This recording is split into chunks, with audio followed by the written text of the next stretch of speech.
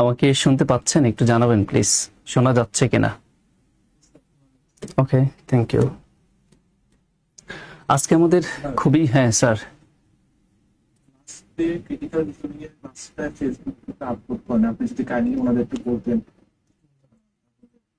মানে লাস্টে যে ক্লাসটা নিলাম ওই ক্রিটিক্যাল রিজনিং 2 নম্বর ক্লাস, ক্রিটিক্যাল রিজনিং 2 নম্বর ক্লাসটা আপলোড হয় নাই তো? আচ্ছা, দেখছি, আমি নিজেও দেখছি যে আছে, আপলোড হয়েছে। হ্যাঁ, আমিও এই ক্লাসটা আমি নিজেও পড়ে দেখছি, তো এই জন্য মনে হচ্ছে যে আপলোড হয়েছে। আসেন আপনি একটু ভালো করে দেখে নিন, তাইলে হবে।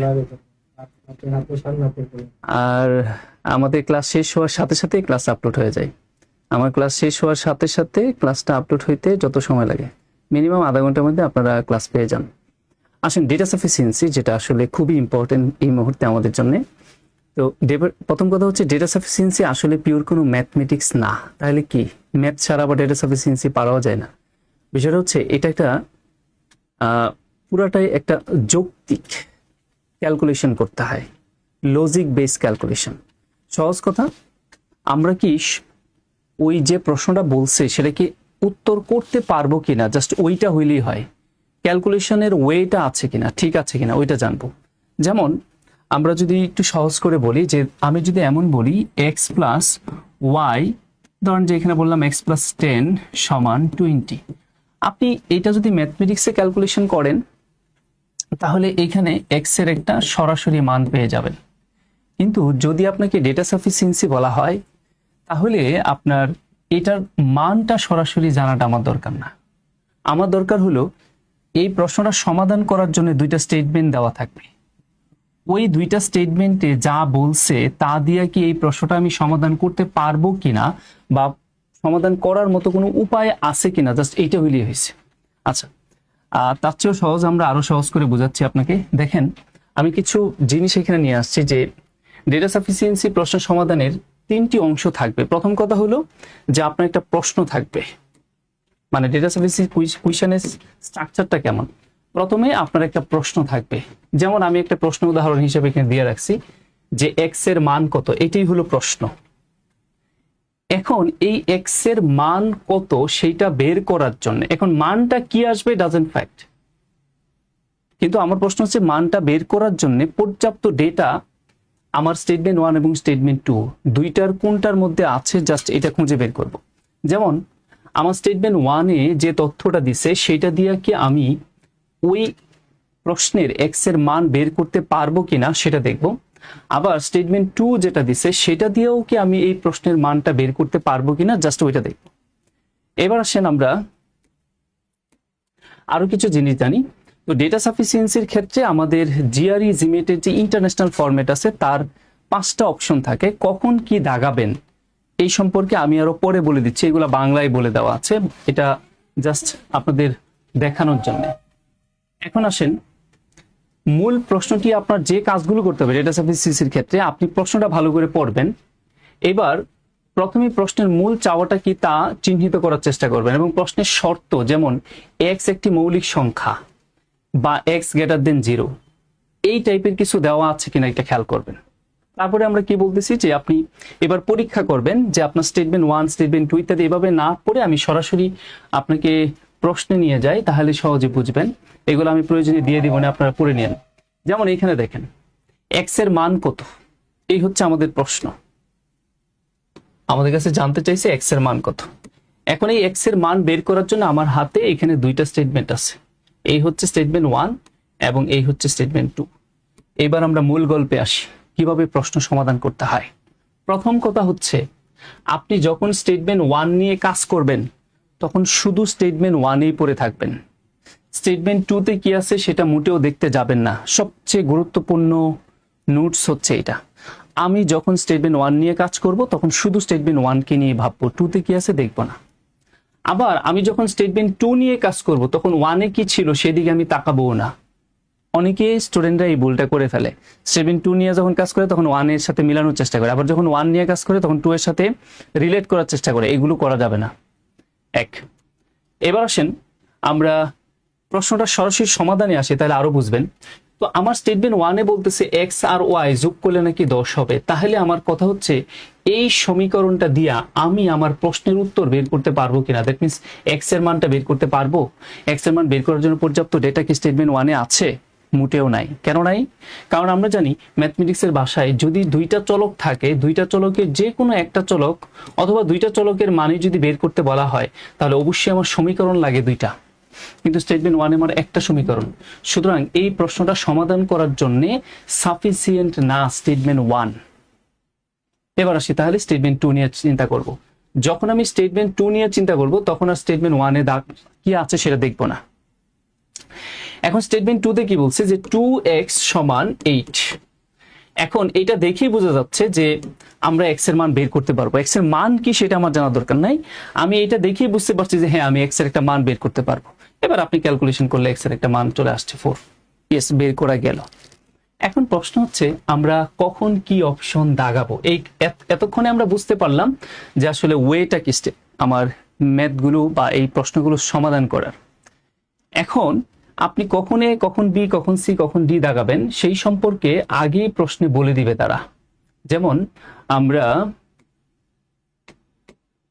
এখানে দেখেন বলে দেওয়া আছে প্রশ্নের উপরে 5টা স্টেটমেন্ট আগেই তারা বলে দিবে, সিনিয়র অফিসারে যেমনটা বলছিল। অথবা প্রতি প্রশ্নের পর পর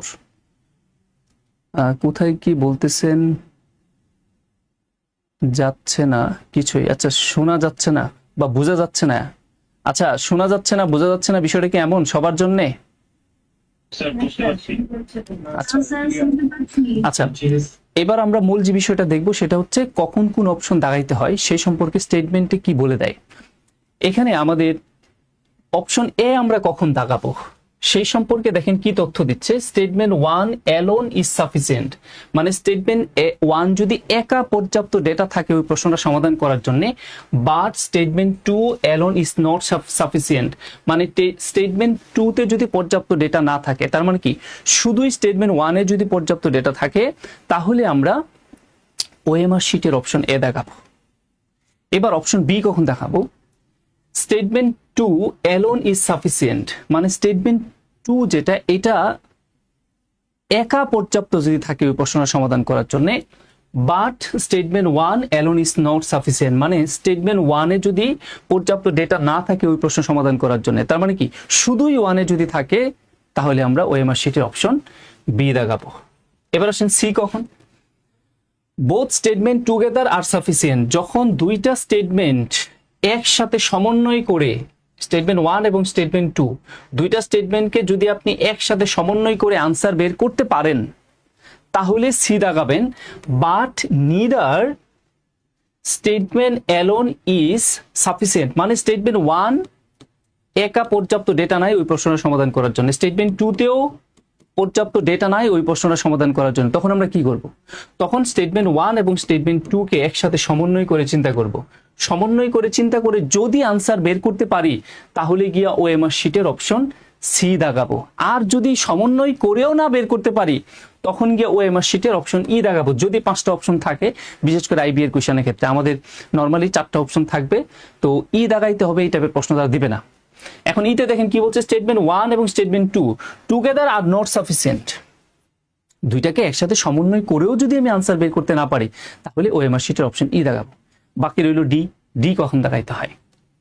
each statement alone is sufficient, মানে প্রত্যেকটা স্টেটমেন্ট যদি আলাদাভাবে, মানে স্টেটমেন্ট 1-এও পর্যাপ্ত ডেটা আছে, গিয়ে দেখলেন স্টেটমেন্ট 2-তেও পর্যাপ্ত ডেটা আছে, মানে ইচ দুইটাতেই পর্যাপ্ত ডেটা যদি থাকে তাহলে ওএমআর শিটে অপশন ডি দাগাবো। এই হচ্ছে আমাদের কখন কোন অপশন দাগাবো তার ব্যাখ্যা।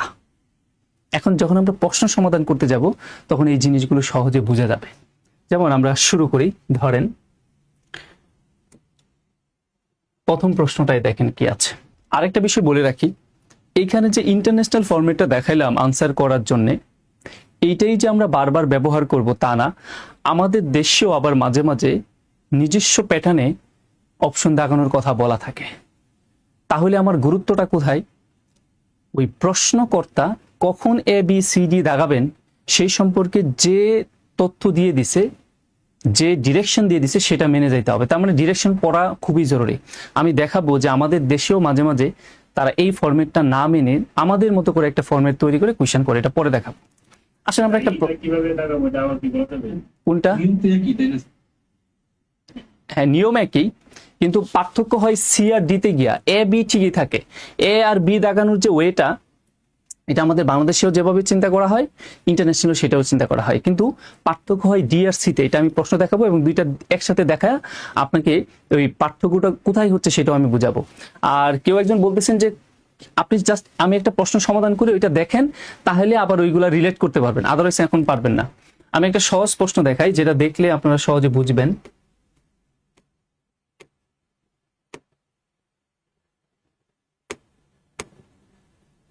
হ্যাঁ, যেমন এই প্রশ্নটাই বলি, আগে বুঝে নেই। আমাদের প্রশ্নে বলা আছে এক্স এর মান কত। আমার কথা হলো জাস্ট এক্স এর মানটা বের করব। আরেকটা কথা বলি, আপনার প্রশ্নে দুই ধরনের জিনিস জানতে চাইতে পারে। একটা হলো সরাসরি কোনো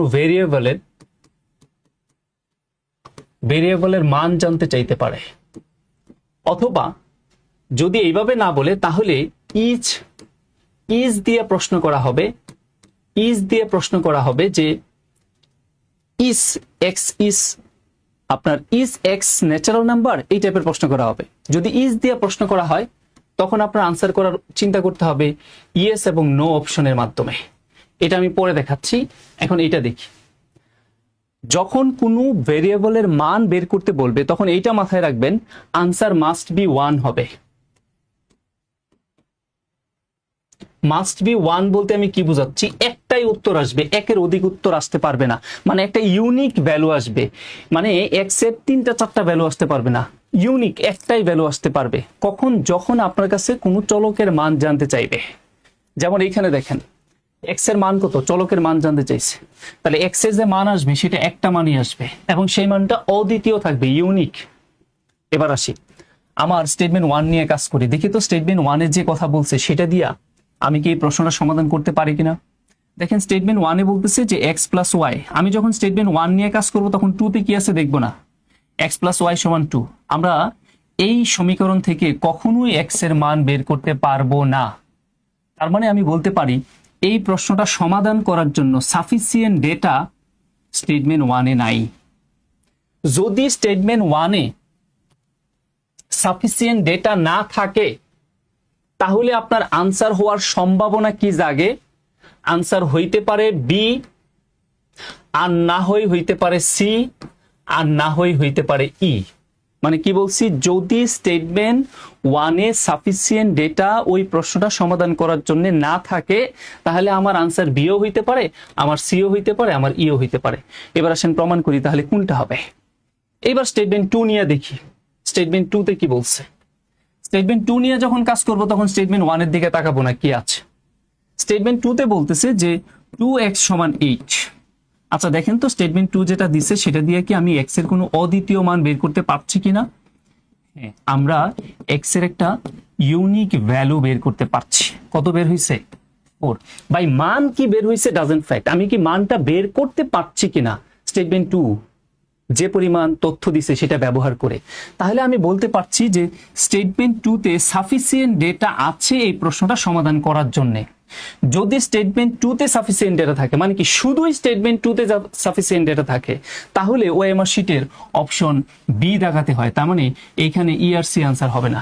তাহলে আপনি শিখলেন যে ওএমআর শিটে অপশন বি কখন দেখাতে হয়, যখন দুইটা স্টেটমেন্টের মধ্যে 2 নাম্বার স্টেটমেন্টেই কেবল পর্যাপ্ত ডেটা আছে সেই প্রশ্নটা সমাধান করার জন্য, অনলি 2 নাম্বার স্টেটমেন্টে, 1 নম্বরে নাই, ঠিক তখনই আমরা ওএমআর শিটের বি দেখাবো। আপনি কি সবাই বুঝছেন যে ওএমআর শিটের বি কখন দেখাইতে হয় আর প্রশ্নগুলো কেমন করে সমাধান করতে হয়?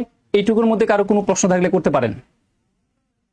স্যার বুঝতে পেরেছি, কিন্তু প্রশ্নে কি সবসময় ডিরেকশন দিয়ে দিবে? হ্যাঁ, নাকি আমাদের এটা এটা এটা উপরে আপনারা কি সিনিয়র অফিসারের প্রশ্নটা দেখছিলেন?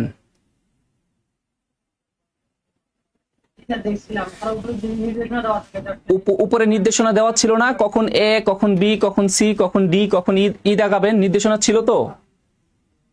নির্দেশনা থাকবে। আর পাশাপাশি এটাও বলতে পারি নির্দেশনা নাও থাকতে পারে। যদি নির্দেশনা না থাকে তাহলে জিআরইর যে ইন্টারন্যাশনাল স্ট্যান্ডার্ডটা আছে সেটা মেনটেন করতে হবে। তাহলে আপনার অনেকটা মুখস্থ রাখতে হবে, কখন এ, কখন বি, কখন সি, কখন ডি দেখাইতে হয়। ওইটাও আমি বলে দিব পরে, আগে জাস্ট প্রশ্নের সমাধান করা ওইটা দেখেন। আর কোনো প্রশ্ন আছে এইটুকুর মধ্যে? না স্যার। আরেকবার মানে এই প্রশ্নের সমাধানের প্যাটার্নটা আরেকবার রিপিট করবো, তাই তো? আচ্ছা, আপনি প্রথম কথা, আপনার কাছে কোনো মান জানতে চাইছি কিনা, কোনো একটা চলকের মান জানতে চাইছি কিনা, এক্স এর মান কত, হ্যাঁ মান জানতে চাইছি, তাহলে আপনি মাথায় এটা নিবেন এক্স এর যে মানটা আসবে সেটা একটা অদ্বিতীয় মান আসবে, মানে একটা মানই আসবে, একের অধিক আসতে পারবে না। এই হলো আমার প্রথম কথা। ফাইন। এইবার আমি দেখি যে আমার এই এক্স এর মানটা বের করার জন্য পর্যাপ্ত ডেটা স্টেটমেন্ট ওয়ানে দেওয়া আছে কিনা, মানে স্টেটমেন্ট ওয়ানে যে ডেটাটা দেওয়া আছে সেটা কি পর্যাপ্ত কিনা আমার ওই প্রশ্ন সমাধান করার জন্য, মানে এক্স এর মান বের করার জন্য। যখন আমি স্টেটমেন্ট ওয়ান দেখবো তখন স্টেটমেন্ট টু তে কি আছে এটা কোনোভাবেই চিন্তা করা যাবে না। তার মানে যখন যে স্টেটমেন্ট নিয়ে কাজ করবেন তখন শুধু ওই স্টেটমেন্টের ভিতরেই পড়ে থাকবেন। এই হলো আমার দ্বিতীয় কথা, ডেটা সাফিসিয়েন্সি প্রশ্ন সমাধান করার দ্বিতীয় কৌশল হচ্ছে এটা। যখন যে স্টেটমেন্ট নিয়ে কাজ করব তখন সেটার উপর পড়ে থাকবো, অন্য স্টেটমেন্টে কি আছে দেখবো না।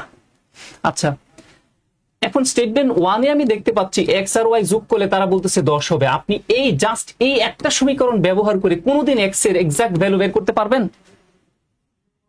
সম্ভব না, কোনোদিনই সম্ভব না। কারণ আমরা ম্যাথমেটিক্সে জানি দুইটা চলক থাকলে দুইটা চলকের যে কোনো একটা চলকের মান বের করতে গেলে দুইটা সমীকরণ থাকতে হয়, এখানে একটা সমীকরণ, আমরা কখনোই পারবো না। এই জন্য বলা হয় ডেটা সাফিসিয়েন্সি ম্যাথমেটিক্সের চাইতে কেন সহজ, যদি আপনি ম্যাথমেটিক্স ভালো বুঝেন। কেন সহজ? কারণ আপনার সব সমাধান করতে হয় না। ডেটা সাফিসিয়েন্সি আনসার কখনো হাতে কলমে ম্যাক্সিমাম ক্ষেত্রেই সমাধান করার প্রয়োজন নাই, এমনি বোঝা যায় যেটা হবে কি হবে না। কারণ আপনি শুধু এটা দেখবেন যে আনসার করার ওয়েটা এখানে আছে কিনা, নাই নাই মানে নাই, শেষ। তাহলে আমি দেখতে পাচ্ছি যে আমার কি বলে স্টেটমেন্ট ওয়ানে পর্যাপ্ত ডেটা নেই। তার মানে পর্যাপ্ত ডেটা যদি আমার স্টেটমেন্ট ওয়ানে না থাকে তাহলে আমার আনসার করার ওয়ে কি হইতে পারে, তাহলে হয়তো আনসার বি হইতে পারে, আদারওয়াইজ সি হইতে পারে, কিংবা ই হইতে পারে। এই তিনটার কোন একটা হবে। মানে সাথে সাথে স্টেটমেন্ট ওয়ানে পর্যাপ্ত ডেটা নাই এই খুশিতে গিয়ে ওএমআর শিটে বি দাগায় দিয়েন না। এজন্যই বলা হচ্ছে ওয়ানে নাই মানে আনসার বি এবং সি এবং ই এই তিনটার যে কোনোটাই হতে পারে। আচ্ছা, এবার আসি তাহলে আমরা স্টেটমেন্ট টু তে যাব, কি আছে দেখি।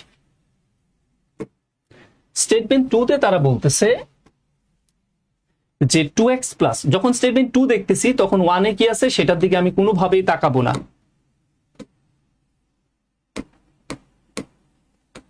ওকে, তাহলে টু তে আমি পাচ্ছি হচ্ছে 2x সমান 8। তো এটা দেখে বোঝা যাচ্ছে যে এখান থেকে এক্স এর একটা মান বের করা যাবে এবং সেই মানটা অদ্বিতীয়, ইউনিক একটা মান আসবে, একের অধিক মান আসতেছে না। ইয়েস, আমি স্টেটমেন্ট টু দিয়ে ওই প্রশ্নটা সমাধান করতে পারলাম যে এক্স এর মান কত আসছে 4। তার মানে স্টেটমেন্ট টু তে পর্যাপ্ত ডেটা আছে এই প্রশ্নটা সমাধান করার জন্য। যদি স্টেটমেন্ট টু তে পর্যাপ্ত ডেটা থাকে, শুধুই টু তে আছে অন্য কোথাও নাই কিন্তু একে নাই, সেই ক্ষেত্রে ওএমআর শিটে অপশন বি দেখাতে হয়। এবার সাথে সাথে আপনি একটু রিলেট করেন যে ওএমআর শিটে অপশন বি কখন দেখাইতে হয় সেই সম্পর্কে আমরা কি বলছি।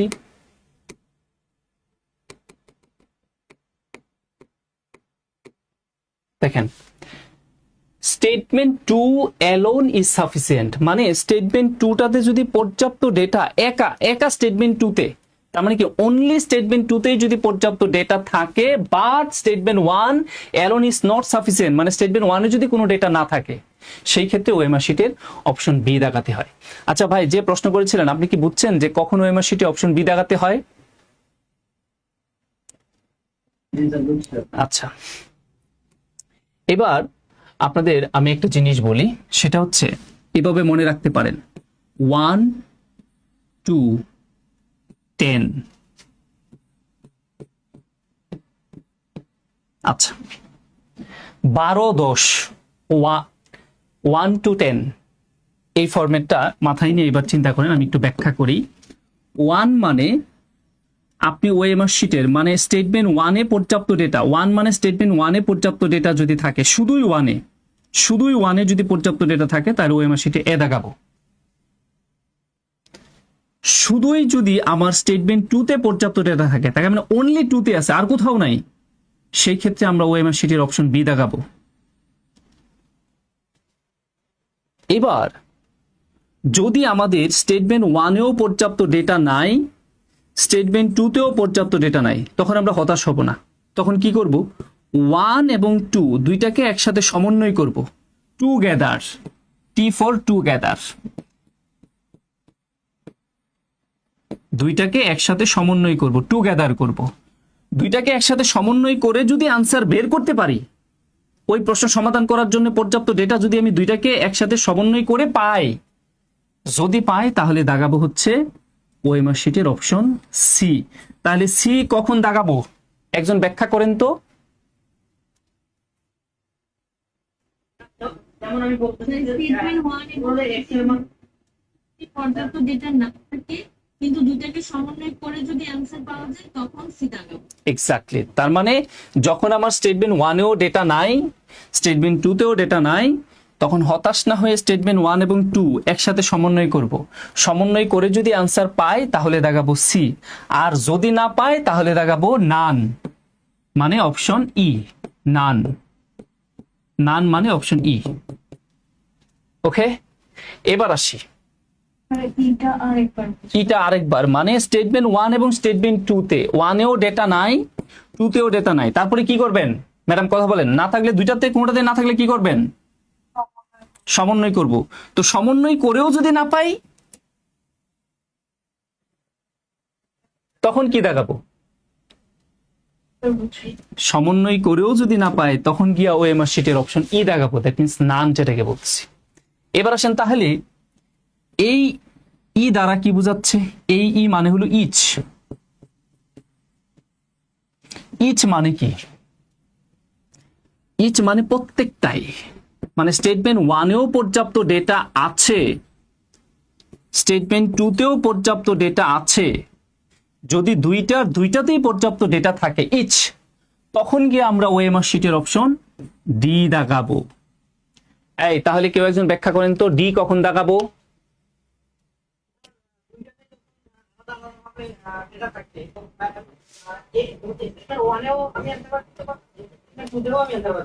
ইয়েস ইয়েস ইয়েস ইয়েস, তার মানে বুঝতে পারছেন, তার মানে আমার যদি দুইটাতেই পর্যাপ্ত ডেটা থাকে তখন আমরা ওএমআর শিটের option D দাগাবো।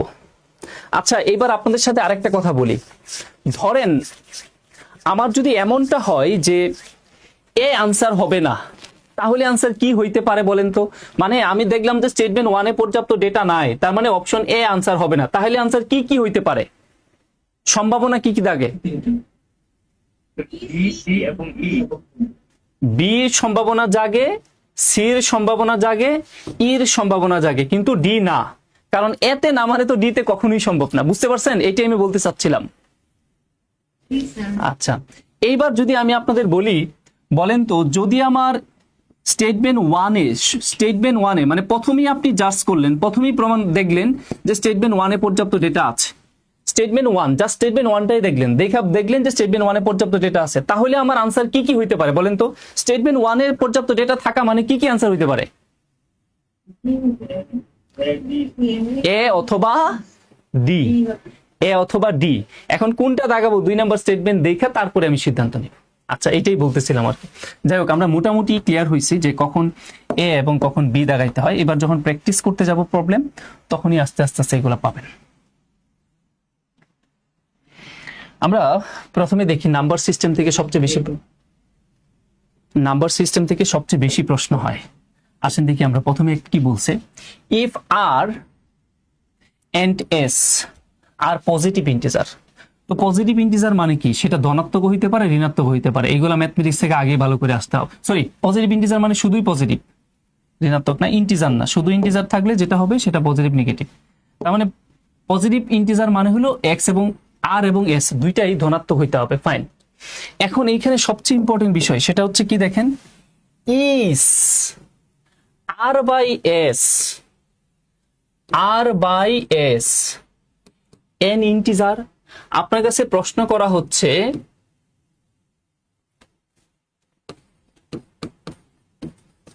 R by S মানে আর কে যদি এস দ্বারা ভাগ করেন তাহলে সেই ভাগফলটা কি একটা ইন্টিজার। তার মানে আপনার চিন্তা করতে হবে আনসার ইয়েস অথবা নো, মানে ইন্টিজার হতেও পারে নাও হতে পারে। তাহলে যে স্টেটমেন্টে যদি আমার স্টেটমেন্ট ওয়ানে ইয়েসও আনসার আসে আবার পাশাপাশি নো আনসার আসে, দুইটা একসাথে আসে, তাহলে বুঝবো যে আমার স্টেটমেন্ট ওয়ান সাফিসিয়েন্ট না ওই প্রশ্নটা সমাধান করার জন্য। তাহলে কি বলছি, একই স্টেটমেন্ট যদি সাথে সাথে দুইটা আনসার দেয় ইয়েস এবং নো, তাহলে কিন্তু ওই স্টেটমেন্টে পর্যাপ্ত ডেটা নাই ধরে নিতে হবে। আর যদি এমনটা হয় যে আমার স্টেটমেন্ট ওয়ানে যেভাবেই চিন্তা করি না কেন আমার বারবারই কি আসতেছে, স্টেটমেন্ট ওয়ান জাস্ট করে আমি দেখতে পাচ্ছি যে শুধু ইএসই আসতেছে, তাহলে ধরে নিতে হবে স্টেটমেন্ট ওয়ানে পর্যাপ্ত ডেটা আছে। আবার যদি এমনটা আসে যে শুধুই নো আসে, যদি আমি দেখি যে আমার স্টেটমেন্ট ওয়ান ক্যালকুলেশন করে দেখলাম যে শুধুই নো আসতেছে, তাহলেও ধরে নিতে হবে যে ওইখানে পর্যাপ্ত ডেটা আছে, তার মানে নো কিন্তু আনসার। তাহলে আমরা শুধু এটা চিন্তা করবো ইয়েস এবং নো এর ক্ষেত্রে, যে স্টেটমেন্ট ইয়েস এবং নো দুইটাই একসাথে আনসার দিচ্ছে সেটা আনসার হবে না। ওকে, তাহলে আমরা এইটা মাথায় নিয়ে এবার আসি আমাদের স্টেটমেন্ট ওয়ানে কি বলছে। স্টেটমেন্ট ওয়ান বলতেছে every factor of S is also factor of R. তারা বলতেছে যে এস এর যে ফ্যাক্টর গুলো হবে, মানে এস একটা সংখ্যা, তার যে উৎপাদক গুলো হবে প্রত্যেকটা উৎপাদক আবার আর এরও হবে। তাহলে এইখানে পড়ে থাকেন।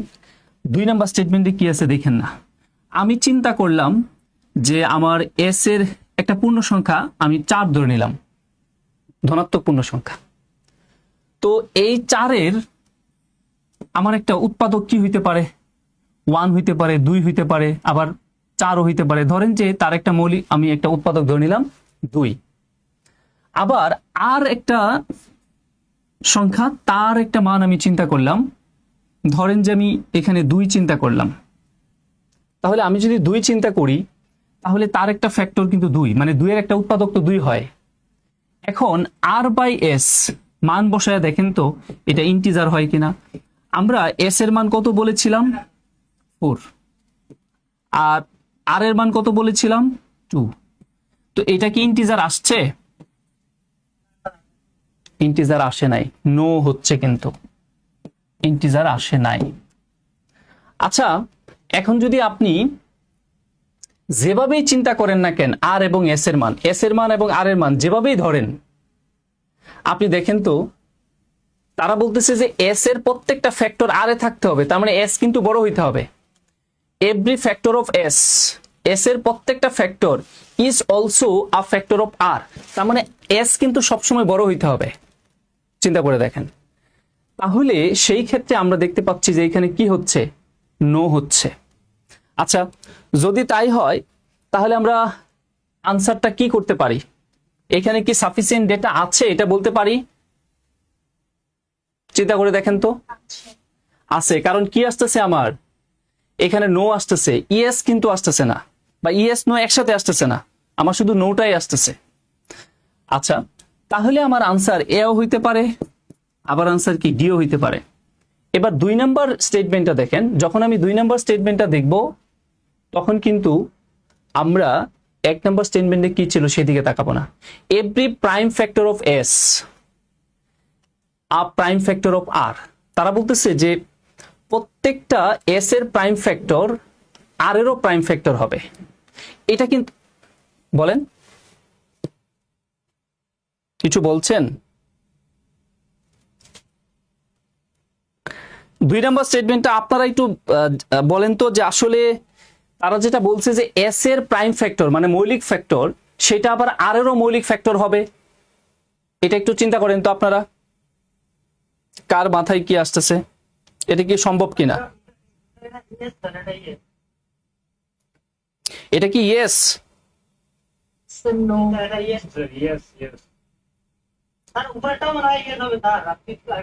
আচ্ছা, উপরেরটাও ইয়েস হবে। আচ্ছা, উপরেরটাও যদি ইয়েস হয় এবং ইয়েস নো যদি দুইটা একসাথে আসে, তাহলে কি আমাদের আনসার আছে বলা যাবে?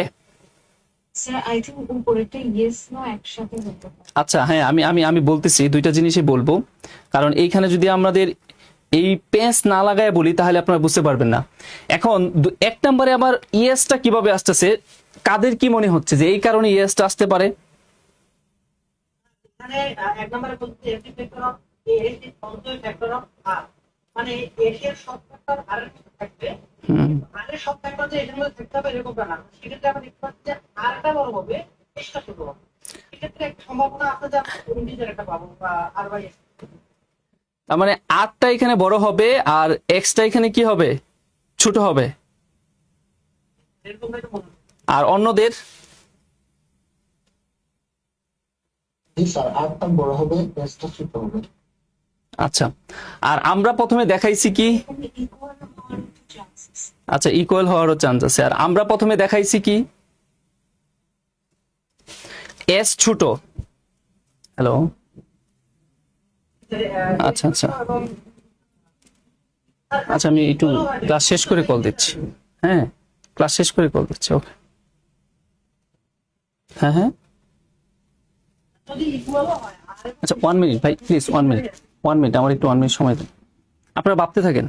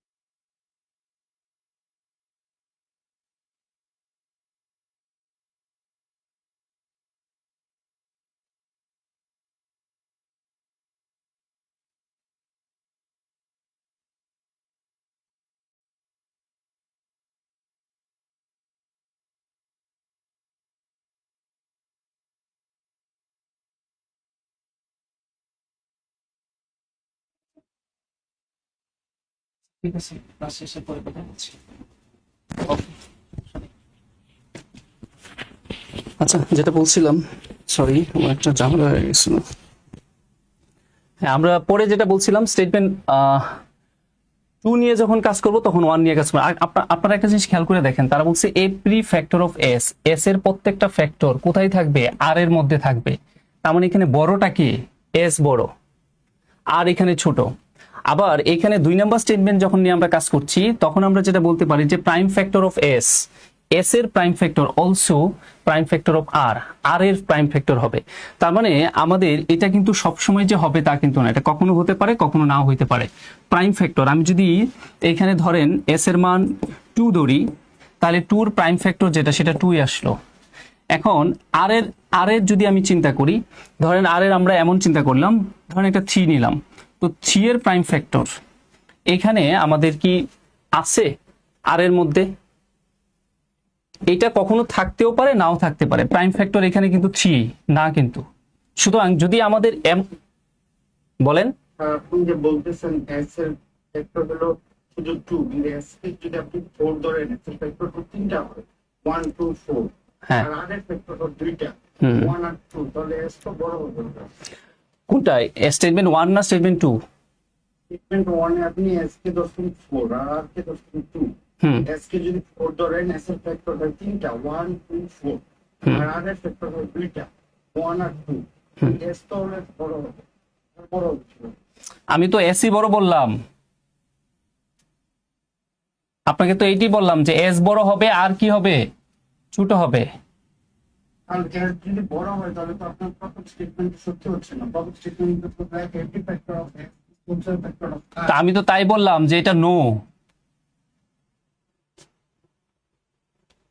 আমি তো নোই বলেছিলাম, খেয়াল করেছেন? আচ্ছা এখন আসেন স্টেটমেন্ট, আমরা জানি যে এই কোশ্চেনটা আপনাদের জন্য একটু হার্ড হয়ে গেছে, বুঝতে প্রবলেম হচ্ছে। স্টেটমেন্ট 2 তেও কিন্তু পর্যাপ্ত ডেটা নেই, কিন্তু স্টেটমেন্ট 1 এ শুধু নো আনসার দিচ্ছে। এটা যদি নো আনসার দেয় একসাথে কিন্তু দুইটা দেয় নাই, সেই ক্ষেত্রে আমরা ওএমআর শিটের এ দেখাইতে পারি। এখন এইটা আপনাদের একটু হার্ড হয়ে গেছে, আমি একটু সহজ কোশ্চেনে নিয়ে যাই।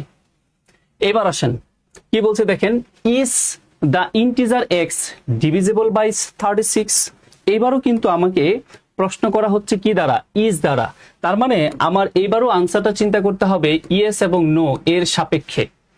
তারা বলতেছে যে এই যে এক্স এইটা কি 36 দ্বারা বিভাজ্য, এইটা আমাদের প্রশ্ন। তাহলে আমরা উত্তর খুঁজবো ইয়েস এবং নো এই সাপেক্ষে। এবার আসেন আমার স্টেটমেন্ট 1 এ কি বলছে দেখি। স্টেটমেন্ট 1 এ বলতেছে যে x is divisible by 12, x নাকি 12 দ্বারা কি নিঃশেষে বিভাজ্য। তাহলে এক্স এর মানগুলো কি হইতে পারে? স্টেটমেন্ট 1 থেকে দেখেন এক্স যদি 12 দ্বারা নিঃশেষে বিভাজ্য হয়, আপনারাই বলেন এক্স এর মান কি হইতে পারে? সহজ কথা 12 এর গুণিতক। 12 এর গুণিতক মানে কোন সংখ্যা যদি 12 দ্বারা নিঃশেষে বিভাজ্য হয়, তার মানে ওই সংখ্যাগুলো হইতে পারে 12 এর নামতা, আরো সহজ করে বললে। তার মানে এক্স এর ভ্যালু হইতে পারে 12, হইতে পারে 12 দুগুণে 24, 3 12 36, 4 12 48 dot dot dot positive infinity, বহুত কিছুই হইতে পারে। এখন আপনি বলেন তো এই স্টেটমেন্ট 1 আমার এই প্রশ্নটা উত্তর করার জন্য এক্স্যাক্টলি ইয়েস আনসার দিচ্ছে না এক্স্যাক্টলি নো আনসার দিচ্ছে না দুইটাই দিচ্ছে? কি দিচ্ছে? ইয়েস নো দুটো হতে পারে। ইয়েস নো দুইটাই হতে পারে, রাইট। এইবার তাহলে আপনারা বুঝছেন কেমন করে দুইটা হইতে পারে। এবার আমরা একটু দেখাই। দেখেন এক্স এর মান আমরা 36 পাইছি, ওকে 36 পাইছি। তাহলে এটা ভাগ যদি করি তার মানে আমরা নিঃশেষে বিভাজ্য করতে পারি, ফাইন। কিন্তু আমরা যদি 12 বলি তাহলে কি নিঃশেষে বিভাজ্য হইছে? আমরা যদি 24 বলি 48 বলি তাহলে কি নিঃশেষে বিভাজ্য হইছে? কিছুক্ষণ পরে গিয়ে আরো সংখ্যা পাবেন যেগুলা আপনার নিঃশেষে বিভাজ্য হবে, মানে 72, সেটাও তো নিঃশেষে বিভাজ্য হবে। তার মানে এইখান থেকে স্টেটমেন্ট 1 থেকে আসলে আমরা যে মানটা এক্স এর পাচ্ছি সেটা এক্সাক্ট কোনো মান পাচ্ছি না, সেটা একবার ইয়েস হচ্ছে আরেকবার কি হচ্ছে, নো হচ্ছে। তার মানে মাস্ট বি 1 হচ্ছে না। মাস্ট বি 1 মানে কি, হইলে সবই ইয়েস হবে, আদারওয়াইজ না হইলে সবই নো হবে, এটাই হলো মাস্ট বি 1। তার মানে এই জন্যই বলছি ডেটা সাফিসিয়েন্সির ক্ষেত্রে অলওয়েজ মাস্ট বি 1 আনসার করতে হয়, মানে কি একটাই আনসার আসতে হয়। তার মানে এখানে ইয়েস এবং নো দুইটা একসাথে আসতেছে স্টেটমেন্ট 1 এ। তার হলে আমরা বলতে পারি স্টেটমেন্ট 1 এখানে সাফিসিয়েন্ট না এই প্রশ্নটা সমাধান করার জন্য। বোঝা গেল কিনা? জি স্যার। এবার আসেন স্টেটমেন্ট 2 নিয়ে কাজ করি। যখন স্টেটমেন্ট 2 নিয়ে কাজ করব তখন স্টেটমেন্ট 1 এ কি আছে সেদিকে আমরা তাকাবো না।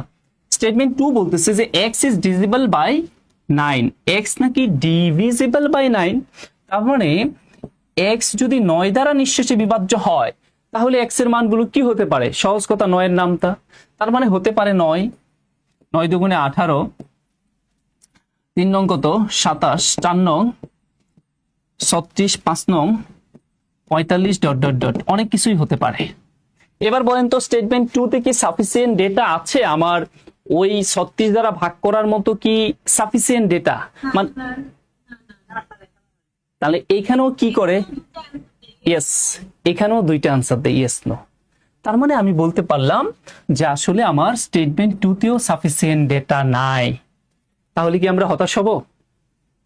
না। না হতাশ হব না। তাহলে এবার যেটা করব সেটা হচ্ছে দুইটা স্টেটমেন্টকে একসাথে সমন্বয় করে চিন্তা করব।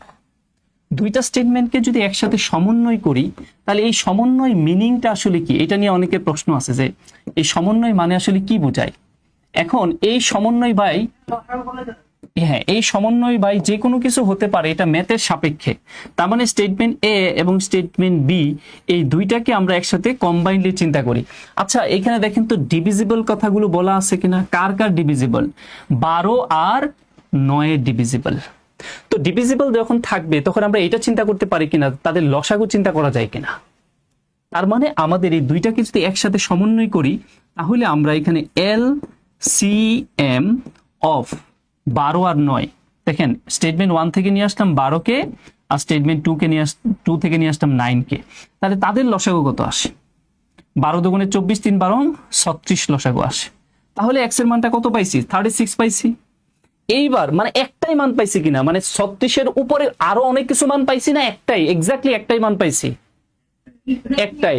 তাহলে এইখানে যদি আমি এবার এক্স এর জায়গায় যদি 36 মানটা বসিয়ে দেই তাহলে আমার এই 36 কে কি 36 দিয়ে নিঃশেষে বিভাজ্য করা যায় কিনা, করা যায়। তার মানে আনসারটা কি আসছে, ইয়েস। এবং শুধু ইয়েসই আসছে কিনা, নো কি আসছে একসাথে, না।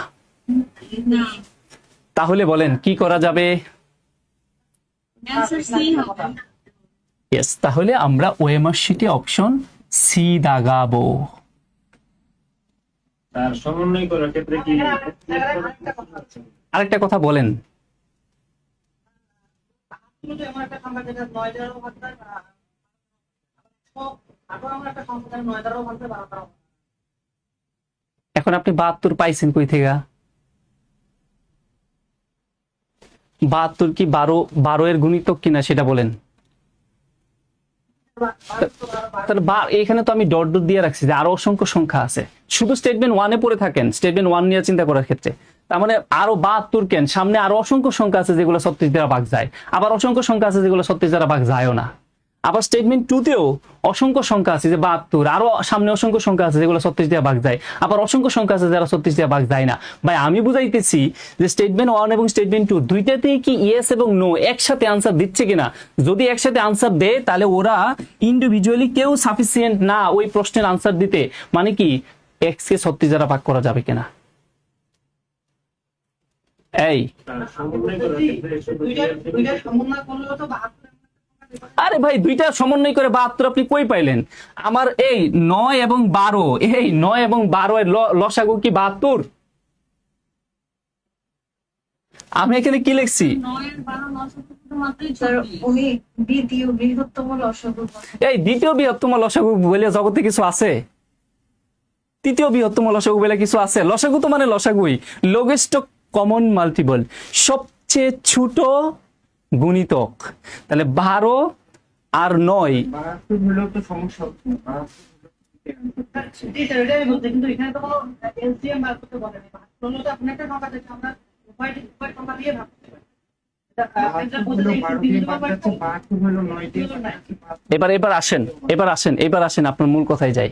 সেটা হচ্ছে কি জানেন ভাই, আপনি আরো উপরের লেভেলের থিঙ্কিং এ চলে গেছেন।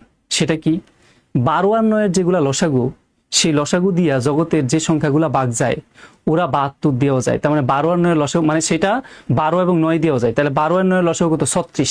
তাহলে জগতে যে সংখ্যাগুলো 36 দিয়ে ভাগ যাবে, জগতে যে সংখ্যাগুলো 36 দিয়ে ভাগ যাবে সেই সংখ্যাগুলো আলাদা করে 12 এবং 9 দিয়েও ভাগ যাবে।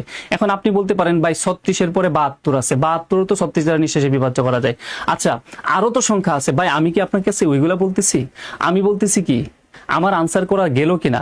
এখন আপনি 72 36 না বলে 72 বলতে পারেন, আরো কিছু বলতে পারেন, কিন্তু আনসার তো ইয়েসই দিচ্ছে, নো তো দিচ্ছে না। সেটাই স্যার বলতে চাইছি। আচ্ছা 30 বা 40 হয়, আচ্ছা আছে। ওইগুলাতে যারা এই যে ওভার থিঙ্কিং করতে যাবেন না, তাহলে কিন্তু আপনাদের প্রবলেম হবে ডেটা সাফিসিয়েন্সি আনসার করার জন্য। আপনি 72 এ যাওয়ার দরকার কি, আমার লসাগু মানে লসাগু 36, আমি জানি আরো যাবে হোক, কিন্তু আমার আনসার ইয়েস আসবে, ওকে ফাইন, সমস্যা নেই। আচ্ছা এত ভিতরে যাওয়ার দরকার নাই, ওই একটা জায়গায় পড়ে থাকবেন। আচ্ছা আরেকজন কে জানি প্রশ্ন করেছিলেন, বলেন। না, যেখানে ডিভাইসেবল কথাটা থাকবে সেখানে সাধারণত লসাগু বের করেই আমার হ্যাঁ আপনার চিন্তাটা ওইভাবেই হবে, যখন দুইটাই ডিভিজিবল কথা বলা থাকবে তখন আমার চিন্তা করতে হবে লসাগুর কনসেপ্ট গুলা নিয়ে। এখানে কম্বাইন্ড কথা অনেক কিছু হইতে পারে, এটা ম্যাথের সাপেক্ষে। আর কোনো প্রশ্ন আছে? তাহলে কি আমি নেক্সটে যাব? ওকে, নেক্সটে আসি। If A and B are positive integer, A আর বি দুইটাই নাকি পজিটিভ ইন্টিজার। আচ্ছা, এটা আমরা পরে দেখি, এগুলো নিয়ে আবার আপনাদের ইয়া হবে। এটা দেখেন কি বলছে, is P square an odd integer. এইবারও কিন্তু আমাকে প্রশ্ন করা হয়েছে ইজ দ্বারা, যে এইখানে P square is P square an integer, মানে পি স্কোয়ার যদি করি তাহলে সেটা ফলাফলটা কি একটা অড মানে বিজোড় পূর্ণ সংখ্যা দিবে কিনা সেটা জানতে চাওয়া হয়েছে। বিজোড় পূর্ণ সংখ্যা, এটা আমাদের প্রশ্ন। তার মানে এইবারও আমার আনসার হবে কি ইয়েস এবং নো এর সাপেক্ষে। এখন স্টেটমেন্ট ওয়ানে আসি, কি বলছে? স্টেটমেন্ট ওয়ান বলতেছে যে P is an odd integer. মাথায় রাখেন, স্টেটমেন্ট ওয়ানের দিকে তাকান, টুতে কি আছে তাকায়েন না। পি নাকি একটা অড ইন্টিজার হবে। আচ্ছা, আপনারাই বলেন দুনিয়ার অড ইন্টিজার কি কি হইতে পারে? অনেক কিছু হইতে পারে অড ইন্টিজার। আমার 1 হইতে পারে, 3 হইতে পারে, 5 হইতে পারে, ডট ডট ডট। আচ্ছা বলেন, আমি যদি এক্স্যাক্টলি বিজোড় সংখ্যার বর্গ সবসময় কি হবে? বিজোড় সংখ্যায়, বিজোড় পূর্ণ সংখ্যাই হবে। তাহলে কি আমরা বলতে পারি না যে স্টেটমেন্ট ওয়ানে আমার সাফিসিয়েন্ট ডেটা আছে এই প্রশ্নটা সমাধান করার জন্য? জি স্যার। ইয়েস। তার মানে এইখানে কিন্তু শুধু ইয়েস আনসারটাই আসতেছে, নো কিন্তু না। সবসময় আনসারটা ইয়েস আসতেছে, তার মানে একটা ইউনিক আনসার আসতেছে, ইয়েস। আচ্ছা, এইবার স্টেটমেন্ট 2 নিয়ে কাজ করব। যখন স্টেটমেন্ট 2 নিয়ে কাজ করব তখন আমরা কোনোভাবে, আচ্ছা স্টেটমেন্ট 1 এ পর্যাপ্ত ডেটা থাকা মানে কি কি আনসার হইতে পারে? সাথে সাথে চিন্তা করেন, এ অথবা ডি। ডি। এবার আসি তাহলে আমাদের 2 তে কি বলছে। যখন 2 নিয়ে কাজ করব তখন 1 এ তাকাবো না। 2 তে বলতেছে cube square root P is an integer, মানে আপনি যদি পি কে স্কোয়ার রুট করেন মানে বর্গমূল করেন তাহলেও সেটা অড ইন্টিজার আসবে, অড ইন্টিজার আসবে। বলেন তো সাফিসিয়েন্ট কিনা? জি স্যার, সাফিসিয়েন্ট। নেগেটিভ আসতে পারে, তবে ওরিজিনালি নেগেটিভ আসবে কেন? নেগেটিভ আসলে তো আবার ইমাজিনারি নাম্বার হয়ে যাবে। তার মানে দেখেন square root of P is an odd integer, তাহলে পি এর মান এমনটাই ধরবেন যেটা ধরলে আমার অড ইন্টিজার আসবে। তার মানে সেটা আমার কি হইতে হবে? ওই বিজোড় যে সংখ্যাগুলো আছে সেই জাতীয় যে পূর্ণবর্গ সংখ্যাগুলো আছে আমার সেইগুলো কনসিডার করতে হবে। তার মানে আমি যদি এখানে 9 কনসিডার করি তাহলে কি আসতেছে না? বোঝা গেল? তার মানে হ্যাঁ, আমরা এইটা বলতে পারি যে এইটাও তাহলে ইয়েস। তার মানে আমার পর্যাপ্ত ডেটা স্টেটমেন্ট 1 এও আছে, দ্যাট মিন্স এ তেও আছে, আবার কি স্টেটমেন্ট বি তেও আছে। যখন আমার দুইটা স্টেটমেন্টে পর্যাপ্ত ডেটা থাকে তখন আর আনসার হয় না এ, হবে কি ডি। দেখেন বুঝছেন কিনা? জি স্যার। মানে প্রত্যেকটা ইন্টিজারে প্রত্যেকটা স্টেটমেন্টে যদি পর্যাপ্ত ডেটা থাকে সেই ক্ষেত্রে আমরা আনসার হিসেবে অপশন ডি কে দেখাবো। ওকে, তাহলে এ ডি কভার হলো। পরে আসেন, খুবই সুন্দর একটা কোশ্চেন। বলেন। ওই যে রুট ওভার এখানে তো তার মাইনাসও আসতে পারে। সেক্ষেত্রে যদি প্রশ্ন বি নাম্বার স্টেটমেন্টে যদি এখানে যদি পজিটিভ ইন্টিজার আছে তখন answer তার মানে রুট ওভার 9 থেকে তো মাইনাস থেকে তো প্লাস না ঠিক না? মানে এটা বলতে চাচ্ছেন যে রুট ওভার -9, না root over 9 is equal to plus. ও আচ্ছা, মানে আপনি হয়ে যায় না। আপনি আপনি আপনি আপনি না, এখন 9 যদি -3 ধরেন, পজিটিভ রয়েছে, নেগেটিভ থাকতেছে না না না, সেটা ঠিক আছে। এখন আপনি যেটাই করেন না কেন, আপনি যেটাই করেন না কেন সেটা কি অড ইন্টিজার আসবে কিনা, আমার প্রশ্ন হচ্ছে সেটা। ইন্টিজার তো নেগেটিভ হবে। ইন্টিজার বলা হয়েছে, ইন্টিজার এটা পজিটিভ হইতে পারে নেগেটিভ হইতে পারে, আমার তো বলে নাই যে পজিটিভ ইন্টিজার। আমার প্রশ্ন হলো ইন্টিজার আসবে কিনা সেটা, জি স্যার। তাহলে আমি সাফিসিয়েন্ট বলবো। ওকে, আরেকটা বিষয়, আপনি ডেটা সাফিসিয়েন্সির ক্ষেত্রে একটা জায়গায় সময় নষ্ট করবেন, সেটা কি জানেন? যখন আপনি এক্স্যাক্টলি মানগুলো বারবার বের করার চিন্তা করবেন। আপনি ভাই মান বের করার চিন্তা না, আপনি শুধু মান বের করার মতো সুযোগ আছে কিনা এটা খুঁজবেন। ওই যে তখন যখন মান বের করতে যাবেন তখনই মাথার মধ্যে আরেকটা আসবে, আচ্ছা ওইটা হলে তো ওইটা হইতে পারে, ওইটা হলে তো ওইটা হইতে পারে, এইসব করে সময় নষ্ট করা যাবে না। যেমন এই কোয়েশ্চেনটা দেখেন, এটাও খুব ভালো একটা কোয়েশ্চেন, জিমেটের question. If n is a member of set, এই যে এখানে বলতেছে যে if n is a member of set, এই সেটের যে উপাদানগুলো আছে তাদের মধ্যে একটা উপাদান এখানে n বলা হচ্ছে, তাহলে what is the value of n, তাহলে n এর ভ্যালুটা কত আমাকে বলেন তো। এখানে কি ইয়েস নো টাইপের কোয়েশ্চেন না কোনো ভ্যালু বের করতে বলা হয়েছে?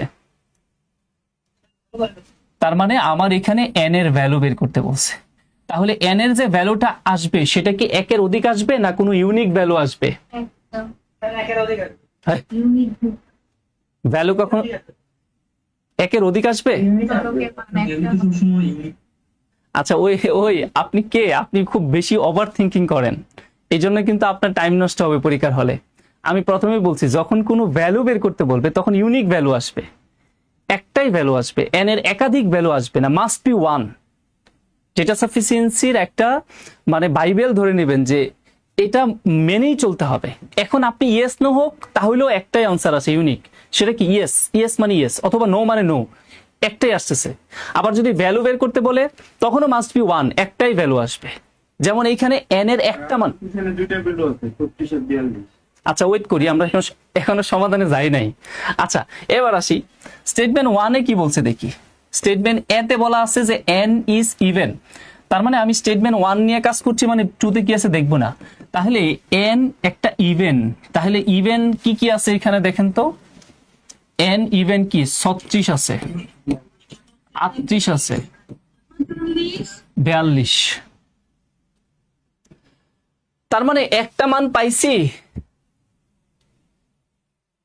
একটা ইভেন্ট তো পাই নাই, একের অধিক ইভেন্ট পাইছি। তার মানে আমরা বলতে পারবো স্টেটমেন্ট 1 সাফিসিয়েন্ট না। আপনারা কি বুঝছেন? জি স্যার, বুঝতে পেরেছি। তার মানে আমার আনসার এও হতে পারে, আনসার ডিও হতে পারে। ওকে, এবার তাহলে স্টেটমেন্ট 2 তে আসি। স্টেটমেন্ট 2 নিয়ে যখন কাজ করব তখন একে তাকাবো না, 2 তে কি আছে দেখি। শুধু 2 তে n is a multiple of 3, n নাকি হবে 3 এর মাল্টিপল। আচ্ছা এখানে দেখেন তো 3 এর মাল্টিপল কি কি আছে। 30 আর 42। 3 এর মাল্টিপল, 3 এর গুণিতক কি 33 হয় না?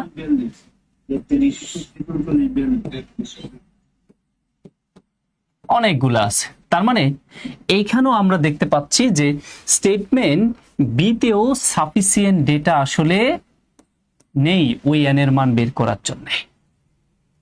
তাহলে এখন আমরা কি করব? দুইটাকে একসাথে সমন্বয় করব। দুইটাকে যদি একসাথে সমন্বয় করি তাহলে কি ধরনের চিন্তা করা লাগতে পারে চলেন এবার একটু দেখি। স্টেটমেন্ট 1 এ বলতেছে যে ইভেন, n এর মান ইভেন। আবার স্টেটমেন্ট 2 তে বলতেছে যে মাল্টিপল অফ 3। তার মানে আমি এইভাবে চিন্তা করি ইভেন এন্ড মাল্টিপল অফ 3, দুইটা একসাথে চিন্তা করব। তার মানে এইখান থেকে আমরা ওই সকল মানগুলো বের করার চেষ্টা করি তো যেগুলো একাধারে ইভেন এবং 3 এর গুণিতক, একাধারে ইভেন এবং 3 এর গুণিতক। তাহলে আমার কি কি আসতেছে? 42 আসতেছে, আর কি আসতেছে? 38 না না 36, 38 না 36। তাহলেও কি আমি কোনো ইউনিক ভ্যালু পাইছি n এর? না স্যার, তাহলে আনসার ডি হবে। এই ই। আচ্ছা শুনেন, আমাদের যদি দুইটা স্টেটমেন্টকে একসাথে সমন্বয় করেও আনসার না হয় সেই ক্ষেত্রে আমার আনসার করতে হবে অপশন ই, দ্যাট মিন্স নান। বুঝা গেল? আমি কিন্তু শুধু এটা বুঝাইতে চাচ্ছি যে ইউনিক ভ্যালুটা কেন, কি কারণে ডেটা সাফিসিয়েন্সিতে প্রয়োজন, এবং এই মিনিংটা খুব ভালোভাবে বোঝা। হ্যাঁ হ্যাঁ বলেন। হ্যাঁ সবসময় মানে ডেটা সাফিসিয়েন্সির আপনার রুলটাই এইটা যে একটা unique value, must be one value আনতে হবে। এখন আপনি বলতে পারেন যে যেমন ইয়েস এবং নো টাইপের কোশ্চেনে ইয়েস অনেকগুলো উত্তর আসে, ওই যে কিছুক্ষণ আগে বলছিল 36, 72, সামনে আরো, তখন আবার বলতে পারেন ভাই ওইখানে তো একের অধিক উত্তর আসতেছে, তাহলে আপনি ভুল বুঝতেছেন। আমার একের অধিক উত্তর বলতে কি বোঝায়, ওই টাইপের ম্যাথগুলো থেকে একই সাথে ইয়েস এবং নো আসা। তাহলে আমার যদি ইউনিক শুধু ইয়েস আসে, এখন ইয়েস আসার পরে এটার ভ্যালু যা ইচ্ছা তা আসুক, কিন্তু ইয়েস কিনা, শুধু ইয়েস কিনা, তার মানে ইয়েস নো কোশ্চেনের ক্ষেত্রে ইউনিক মানে হলো শুধু ইয়েস অথবা নো, আর ভ্যালু এর ক্ষেত্রে এক্স্যাক্টলি একটা ভ্যালু আসতে হবে। ক্লিয়ার? ওকে, আমরা আরো একটা কোশ্চেন দেখি। এখানে দেখেন কি বলছে যে n is an integer between 2 and 10, তার মানে n হচ্ছে একটা ইন্টিজার, এটা ভ্যালু হবে কোথা থেকে কোথা পর্যন্ত, 2 থেকে 10 পর্যন্ত। ফাইন, তাহলে n এবং 2 থেকে 100, সরি 2 থেকে 100 না, এটা 2 থেকে 10ই হবে, এটা ভুল করছে ওরা, মানে প্রিন্টিং এ ভুল করে, টাইপিং এ ভুল করছে, 2 থেকে 10ই হবে। তার মানে n এখানে বলতেছে যে if n is an integer between 2 and 10, n একটা ইন্টিজার, তবে n এর ভ্যালুটা হচ্ছে 2 থেকে n এর ভিতরে, 2 থেকে 10 এর ভিতরে, এর বাইরে যাওয়া যাবে না। এবার and এবং if n is also the square of an integer, আবার n নাকি হবে কোন পূর্ণ সংখ্যার বর্গ, তাহলে what is the value of n, তাহলে n এর ভ্যালুটা কত আমাদের কাছে সেটা জানতে চাওয়া হয়েছে।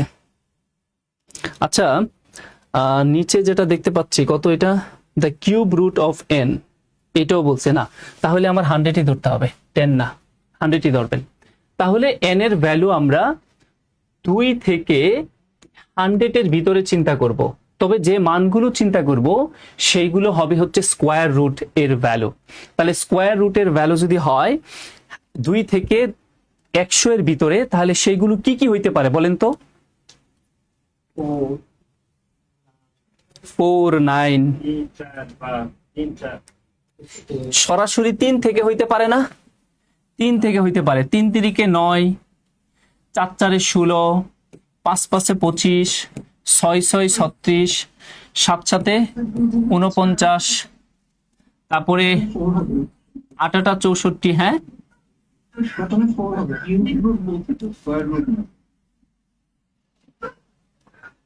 এখানে কি বলছে, স্কোয়ার রুট বলছে না, না না, আরে প্রশ্নে আসেন আপনারা, প্রশ্নে আসেন, প্রশ্নে আমার কি বলছে, প্রশ্নে আমার কি বলছে, স্কোয়ার রুট বলছে না, স্কোয়ার বলছে।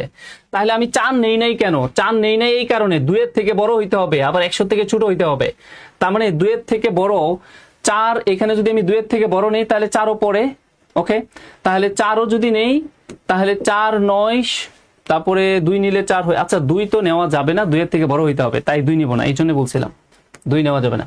আচ্ছা 64 হইতে পারে, পরে আর কি কি হইতে পারে, 9 9 81 হইতে পারে, এরপরে কি আর যাওয়া যাবে না, ওই যে 2 থেকে বড় হইতে হবে, বুঝতে পেরেছেন, nটা স্কোয়ার হবে, 2 থেকে বড় হইতে হবে। আচ্ছা এইবার স্টেটমেন্ট 1 এ আমরা দেখি কি বলছে, স্টেটমেন্ট 1 এ বলতেছে যে n is even, n নাকি ইভেন হবে, তাহলে দেখেন তো ইভেন কি এখানে শুধুই একটা আছে না একের অধিক ইভেন আছে, একের অধিক ইভেন এখানে আছে, সুতরাং আমরা কিন্তু স্টেটমেন্ট এ তে পর্যাপ্ত ডেটা আছে সেটা বলতে পারছি না, সাফিসিয়েন্ট না। তার মানে স্টেটমেন্ট এ যদি সাফিসিয়েন্ট না হয় তাহলে কি কি আনসার হইতে পারে বলেন তো, এ সাফিসিয়েন্ট না হইলে?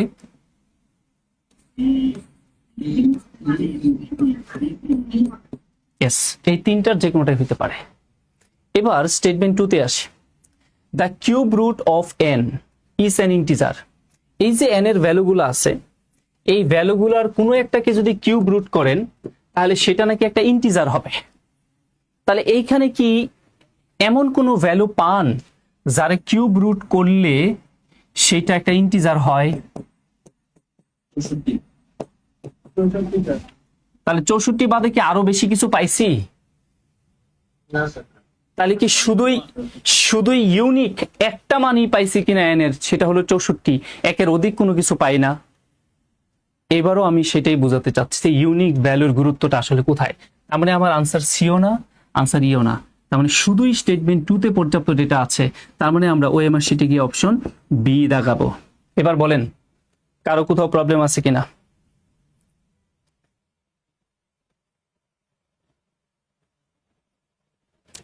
ক্লিয়ার সবাই? ওকে, বারবার একটা কথাই বলতেছি, unique value, unique value. Statement 1 নিয়ে চিন্তা করবো সময় স্টেটমেন্ট 2 দিকে তাকাবো না, 2 দিয়ে চিন্তা করবো যখন 1 এর দিকে তাকাবো না। এই জিনিসগুলোই হলো ডেটা সাফিসিয়েন্সির মূল জায়গা, যেগুলো আমার অবশ্যই মাথায় রাখতে হবে। আমি একটু এইবার আপনাদের কাছ থেকে জানতে চাই, বলেন তো যে এটার আনসার কি হইতে পারে? অনেকক্ষণ তো আমরা দেখলাম, এবার আপনারা একটু বলেন তো।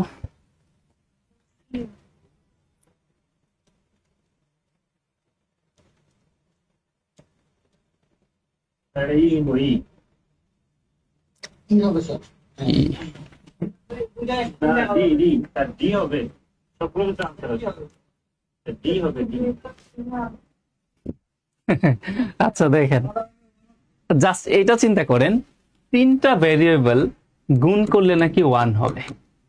তাহলে আমার স্টেটমেন্ট 1 এ তো ভাই একটা ভেরিয়েবল আছে, 2টা ভেরিয়েবল আছে, সেটা কি সম্ভব?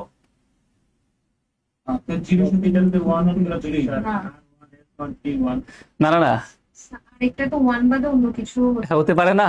এটাও তো হতে পারে, হ্যাঁ। হ্যাঁ হ্যাঁ, অনেক কিছুই হতে পারে।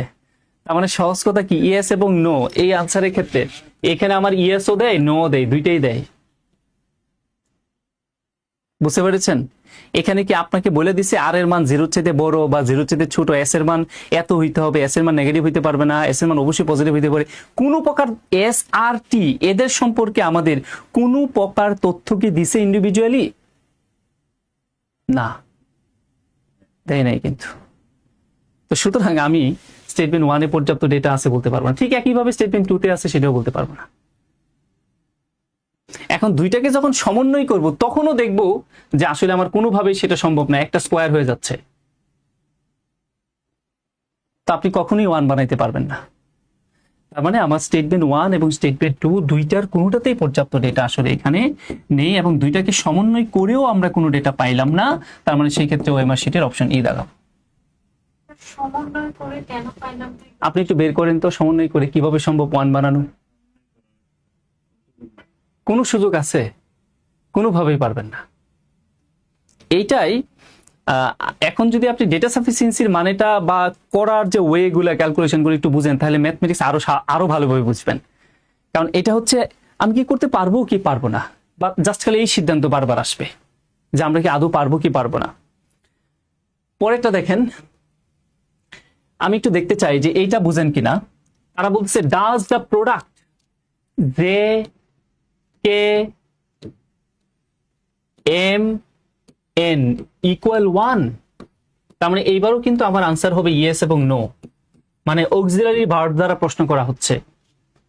যদি আমার ভার্ব দ্বারা প্রশ্ন করা হয় তখনই আমরা ইয়েস এবং নো চিন্তা করব। এই যে 4টা চলক, এই 4টা চলকের গুণফল 1 হবে। এখন বলেন আমাদের কি স্টেটমেন্ট 1 স্টেটমেন্ট 2 কোথায় পর্যাপ্ত ডেটা আছে এবং আনসার কি হতে পারে, একটু ট্রাই করেন, পরে আমি ব্যাখ্যা দিচ্ছি।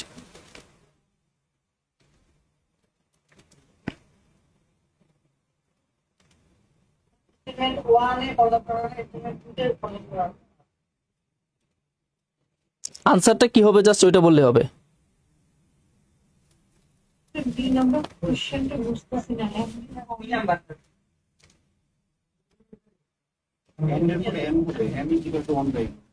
কোনটা?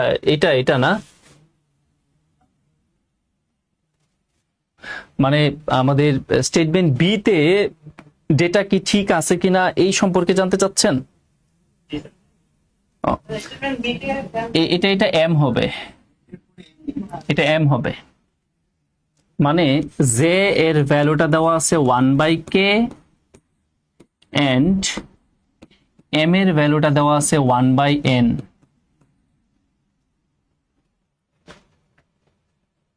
স্যার বি হবে আনসার। স্যার বি হবে। ওকে, বি হবে, ফাইন। আচ্ছা আমরা এবার একটু চিন্তা করি। দেখেন স্টেটমেন্ট 1 এ তারা যেটা বলতেছে যে স্টেটমেন্ট 1 এ বলতেছে জে আর কে যদি গুণ করেন সেই গুণফলকে যদি mn দ্বারা ভাগ করেন তাহলে নাকি 1 হবে। তো সেইটা দিয়ে কি আমি এটা কোনোভাবে প্রমাণ করতে পারবো যে এদের গুণফল সমান 1? কোনোভাবেই কিন্তু না, কোনো সুযোগ কিন্তু নাই। দেখলেই বোঝা যাচ্ছে যে এটা আসলে কখনোই সম্ভব না। এবার আপনি 1 এ যদি পর্যাপ্ত ডেটা না থাকে তাহলে আমাদের আনসার হইতে পারে বি অথবা সি অথবা ই। এবার স্টেটমেন্ট 2 তে আসি। তো আমার প্রশ্নটা হলো জে, কে, এম এবং এন সমান 1। এবার এখানে দেখেন জে এর একটা মান আছে 1/k, তাহলে এই জে এর রিপ্লেসমেন্টে আমি জে এর মানটা বসায় দিই 1/k ইনটু এখানে কি কে। তারপরে আবার তারা বলতেছে যে এম এরও একটা মান আছে, তাহলে এম এর মানটা কত 1/n ইনটু এন সমান আসলে কি 1 হয় কিনা দেখেন। আমার কে কে কাটা এম এন এবং এন কাটা, তার মানে 1 ইনটু 1 সমান তো 1ই হচ্ছে। ইয়েস, তাহলে বলা যায় যে স্টেটমেন্ট 2 তে সাফিসিয়েন্ট ডেটা আছে ওই প্রশ্নটা সমাধান করার জন্যে। ইয়েস, তার মানে আমরা তখন ওএমআর শিটের অনলি বি আনসার হবে, সি এবং ই তাদের কোনোটা হচ্ছে না। Sir sir J K is equal to 1 and M N is equal to 1, এটা যদি আমি উপরে আবার এতে বসাই স্যার তাহলে কি 1 হবে না? এটা ওই যে না তো না, হ্যাঁ না হইতে পারে যে 1ই বসাবেন, অন্য কিছু বসালে কি হবে? 1 হবে। তো ওটাকে দুটো স্যার সমন্বয় যদি করি স্যার, সমন্বয় কেন যাবেন? আমার যদি বিতে আনসার আসে তাহলে আমি কোন দুঃখে সমন্বয়ে যাব? সেই সক্ষমতা কি আমার আছে? হ্যাঁ নাই। তাহলে যাবেন কেন? তাহলে যাওয়া মানে হলো আপনি ওভার থিঙ্কিং করেন, তাহলে ঝামেলা আছে, বাস্তব জীবনেও প্রবলেমে পড়ে যাবেন। ঠিক আছে, আমার তো সুযোগই নেই ওখানে যাওয়ার। তাহলে তো ভাই লেজে গোবরে হয়ে যাবে, যে কোনো কিছু হইতে পারে। ঠিক আছে, আচ্ছা ফাইন। কিছু বলতে চাচ্ছেন? আচ্ছা, এই কোয়েশ্চনটা ওরা টাইপিং এ ঝামেলা করে ফেলছে, আমরা পরেরটাই আসি তাহলে। এবার ইন্ডেক্স রিলেটেড একটা কোয়েশ্চন দেখেন। তারা বলতেছে যে ইজ 2x গ্রেটার দেন 100। তার মানে প্রশ্ন করা হচ্ছে 2x এটা কি আমার 100 এর চাইতে বড় কিনা। তার মানে আমার এইবারও আনসার ইয়েস এবং নো এর সাপেক্ষে চিন্তা করতে হবে। তাহলে আমরা স্টেটমেন্ট 1 নিয়ে দেখি কি আছে। আমরা 1 নিয়ে কাজ করছি মানে শুধু 1ই পড়ে থাকবো। 1 এ বলা আছে হচ্ছে x সমান 8। তো এটাকে যদি আমি ক্যালকুলেশন করি তাহলে বলতে পারি x সমান 2 কিউব বলা যায়। সূচকের নিয়ম অনুযায়ী বেজ যদি সেম থাকে তাহলে বেজগুলো এলিমিনেট হয়ে গেলে আমার ভ্যালুটা x এর আসতেছে হচ্ছে কত 9। তাহলে আপনি এইবার এই যে প্রশ্নটা আছে 2x 2 এর ভ্যালু 9 বসায় বলেন তো সেটা কি 100 এর চাইতে বড়? ইয়েস, তার মানে ইয়েস। হ্যাঁ, আমরা এখানে শুধু ইয়েসটাই পাচ্ছি, আর কোনো সুযোগ নেই নো পাওয়ার। ঠিক আছে, কারণ এক্স এর একটাই মান আসছে, কোনো সুযোগ নেই। তার মানে আমি বলতে পারি আমার স্টেটমেন্ট 1 এ পর্যাপ্ত ডেটা আছে, তার মানে আমার আনসার এও হতে পারে, আমার আনসার ডিও হতে পারে। এবার আসি তাহলে স্টেটমেন্ট 2।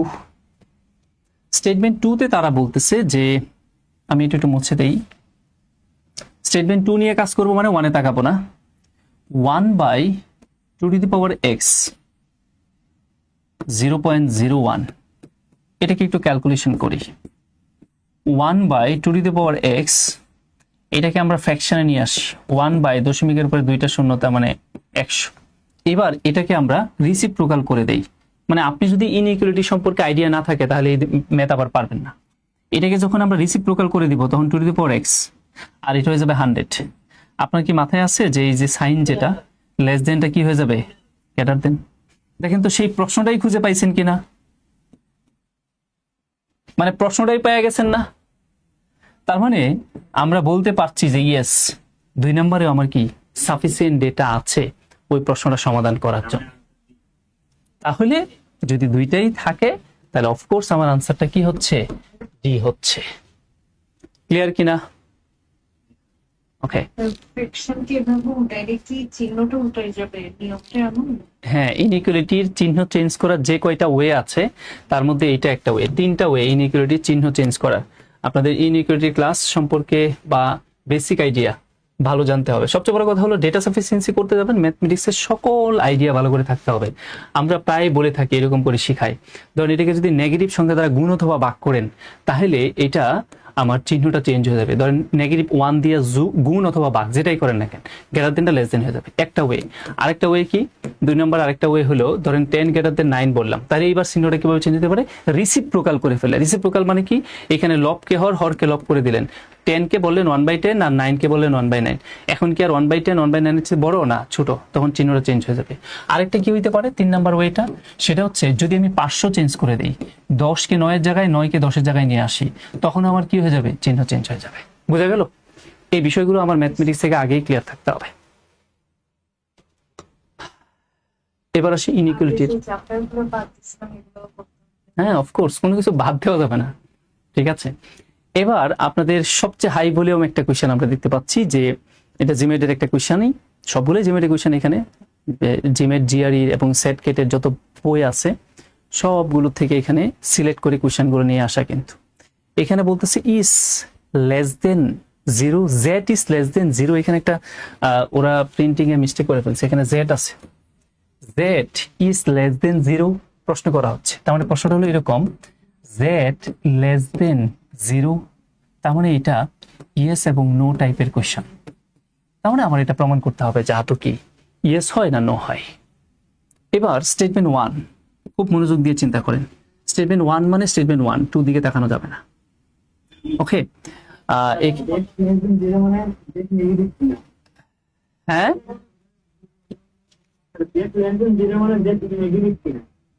হ্যাঁ হ্যাঁ সেটাই, লেস দেন 0 মানেই তো দুনিয়ার সব সংখ্যা 0 চাইতে ছোট, মানেই কি জেড এর মান অবশ্যই নেগেটিভ আসবে, আমরা এগুলো জানি। বুঝতে পারছেন? ওকে, এখানে আমার যেটা মনে হচ্ছে ম্যাথের আরেকটা কারেকশন আছে, এই স্টেটমেন্ট 2 তে লেস দেন না, স্টেটমেন্ট 2 তে হবে গ্রেটার দেন 0। ওরা লেস দেন গ্রেটার দেন দিতে ভুল করে ফেলছে, আর বাকি সব ঠিক আছে। তাহলে প্রশ্নটা হচ্ছে এইটা, জেড ইজ লেস দেন 0। প্রশ্ন এটা, এক্স ওয়াই এর গুণ করলে 0 চাইতে বড়, আর ওয়াই জেড গুণ করলে 0 চাইতে ছোট। আবার 2 নম্বর কন্ডিশন, এক্স নাকি 0 চাইতে বড়। এতটুকুই প্রশ্ন। এখন আমি শুধু 1 নম্বর স্টেটমেন্ট নিয়ে চিন্তা করি, 2 নম্বর স্টেটমেন্টে কি আছে সেটা দেখবো না। তো 1 নম্বর স্টেটমেন্ট অনুযায়ী যদি আমরা চিন্তা করতে যাই, তাহলে আমাদের প্রথম কথা হচ্ছে এক্স আর ওয়াই গুণ করলে নাকি 0 চাইতে বড় হবে, এটা আমি প্রমাণ করি। তাহলে আমার ধরলে দুইটাই পজিটিভ ধরতে হবে, আদারওয়াইজ দুইটাই নেগেটিভ হইতে হবে। এক্স এবং ওয়াই দুইটাই পজিটিভ হইতে হবে, কিংবা দুইটাই নেগেটিভ হইতে হবে। তো আমি ধরেন সহজ করে বোঝার জন্য, আপনাদের একদম সহজে বোঝানোর জন্য এক্স এর মান 1 ধরলাম পজিটিভ, ওয়াই এর মান 1ই ধরলাম। তাহলে কি এটা সত্য না? মানে আমার এক্স এর মান 1 × 1, এটা কি গ্রেটার দেন 0 কিনা? অফকোর্স গ্রেটার দেন 0, 1 0 চাইতে বড়। আচ্ছা, এটা হলো। এবার আরেকটা সেকশন রয়ে গেল না এটা, এবার এই সেকশনটাতে আসি। এই সেকশনে কি বলছে, ওয়াই আর জেড গুণ করলে অবশ্যই 0 চাইতে ছোট হবে। আপনি খুব মনোযোগ দিয়ে দেখেন, আপনি আগে যেখানে ওয়াই এর মান যে জিনিসটা ধরছেন, এখানে ওয়াই এর মান কি ধরছেন, পজিটিভ 1, এইখানেও পজিটিভ 1ই ধরতে হবে। তার মানে আগের সেকশনে ওয়াই এর মান যেটা, পরের সেকশনে ওয়াই এর মান এইটাই, কারণ এই দুইটা জায়গাতেই ওয়াই কমন আছে। আচ্ছা, এইবার চিন্তা করেন, ওয়াই এর মান যদি পজিটিভ 1 নেন, তাহলে আমার জেড এর মান কি অবশ্যই নিতে হবে, মাস্ট বি কি নিতে হবে, নেগেটিভ নিতে হবে। ধরো নেগেটিভ 1 নিলাম, তাহলে নেগেটিভ 1 নিলাম। তার মানে আমি যদি এবার মান বসাই 1 × -1, তাহলে এটা অবশ্যই 0 চাইতে ছোট। দ্যাট মিনস আমি বলতে পারি -1, যেটা -1 অবশ্যই 0 চাইতে ছোট। তাহলে বোঝা যাচ্ছে এই অংশটুকু এইভাবে চিন্তা করে আমরা এটা চিন্তা করতে পারছি যে হ্যাঁ ইয়েস, জেড এর মানটা কি 0 চাইতে ছোট, ইয়েস না? কিন্তু আমার কাজ আরো বাকি আছে। কেন? আমি যদি এক্স এবং ওয়াই দুইটাকেই নেগেটিভ চিন্তা করি, এক্স এবং ওয়াই দুইটাকেই নেগেটিভ চিন্তা করি, তাহলে কি আমার এটা সত্য হয় না? নেগেটিভ চিন্তা করলে এক্স ওয়াই গ্রেটার দেন 0 হয় না? কথা বলেন। আবার এইখানে যদি আমি ওয়াই নেগেটিভ নিই, তাহলে পরের সেকশনের ক্ষেত্রেও তো ওয়াই নেগেটিভ নিতে হবে। পরের সেকশনটা আমার কি ছিল, ওয়াই আর জেড গুণ করলে লেস দেন 0, ওয়াই আর জেড গুণ করলে লেস দেন 0। তাহলে আমার এখানে তো অলরেডি ওয়াই নেগেটিভ নেওয়া হয়ে গেছে, তাহলে জেড আমি কি নিতে বাধ্য? তাহলে এইখানে আবার কি পাচ্ছি, জেড গ্রেটার দেন 0। তার মানে কি বোঝা যাচ্ছে, এইখানে একাধারে আমার ইয়েসও আনসার দিচ্ছে, একাধারে আমার নো আনসার দিচ্ছে। এক নম্বরে আর তিনটা নেই। তার মানে আমার স্টেটমেন্ট ওয়ানে সাফিসিয়েন্ট ডেটা নেই। স্টেটমেন্ট ওয়ানে সাফিসিয়েন্ট ডেটা নেই এই কথার অর্থ হলো আনসার বিও হইতে পারে, আনসার সিও হইতে পারে, আনসার ইও হইতে পারে। আমার একটু বলেন তো আপনারা এই গল্পটুকু বুঝছেন কিনা? আচ্ছা, এবার আসেন আমরা এইটুকু মুছে দিয়ে এবার স্টেটমেন্ট 2 নিয়ে চিন্তা করি। স্টেটমেন্ট 2 তে বলতেছে যে x গ্রেটার দেন 0। আচ্ছা, এই x গ্রেটার দেন 0 জাস্ট এই জিনিসটা জানলেই কি আপনি বলতে পারবেন যে z লেস দেন 0? কোনোভাবে সম্ভব কম্বাইন করতে হবে। না। তার মানে আমি স্টেটমেন্ট 2 তেও পর্যাপ্ত ডেটা পাচ্ছি না। তাহলে এইবার আমার কি করতে হবে? স্টেটমেন্ট 1 এবং স্টেটমেন্ট 2 দুইটাকে একসাথে সমন্বয় করতে হবে। তো স্টেটমেন্ট 1 এ তো আমরা বুঝতেই পারছি x y গুণ করলে 0 চাইতে বড়, আরেকটা হচ্ছে y আর z যদি আমি গুণ করি 0 চাইতে ছোট, আর স্টেটমেন্ট 2 তে আমরা পাচ্ছি যে x গ্রেটার দেন 0। তাহলে আমি এইটা চিন্তা করি, আমি স্টেটমেন্ট 2 থেকে আগে চিন্তা করি x যদি গ্রেটার দেন 0 হয় তাহলে x এর মান আমি কি পজিটিভ 1 নিতে পারি না? তার মানে এটা বোঝা যায় আমার এই 1 নাম্বার স্টেটমেন্টে এইটা বলে দেয় তুমি ভাই x যেটা নিবা y কেও সেটাই নিতে হবে, তাই বলে দেয় না? এই আমি যদি x পজিটিভ নিই তাহলে আমি বাধ্য কিনা y পজিটিভ নিতে? ওয়াইল পজিটিভ আনসার করতে হবে। আচ্ছা, এবার কি আমার x নেগেটিভ নেওয়ার কোনো সুযোগ আছে? না, কারণ আমার স্টেটমেন্ট 2 তে বইলেই দিছে যে x কে আমার কি নিতে হবে? পজিটিভ নিতে হবে। তাই আমি x পজিটিভ নিছি, আর x পজিটিভ নিছি এই জন্য আবার স্টেটমেন্ট 1 বলতেছে যে x যদি পজিটিভ নাও তোমার y ও পজিটিভ নিতে হবে, তাই আমি y ও কি নিছি? পজিটিভ 1 নিছি। এবার স্টেটমেন্ট 1 এ কি পাইছিলেন? xy যদি এক গণনা হয় তাহলে z তার বিপরীত হয়, তাহলে xy এখানে দুইটাই পজিটিভ, তাহলে কি z অবশ্যই নেগেটিভ নিতে হবে না? সেটা হচ্ছে নেগেটিভ। এটা মাস্ট বি নেগেটিভ নিতে হবে, মাস্ট বি। তাহলে কি আমি সিদ্ধান্ত নিতে পারি না যে z অবশ্যই 0 চাইতে ছোট, এবং সেটা ইয়েস, শুধু ইয়েসই আসছে কম্বাইন্ডলি চিন্তা করে? আনসার কি? আনসার কি হবে? Yes, answer C. যদি আমরা দুইটাকে কম্বাইন্ডলি আনসার করে পাই তাহলে সেই ক্ষেত্রে উত্তর হবে সি। কারো কোনো প্রশ্ন আছে এইটুকুর মধ্যে? ওকে, আশা করি বুঝতে পেরেছেন। এটা অনেকের জন্য একটু কঠিন কোয়েশ্চন ছিল।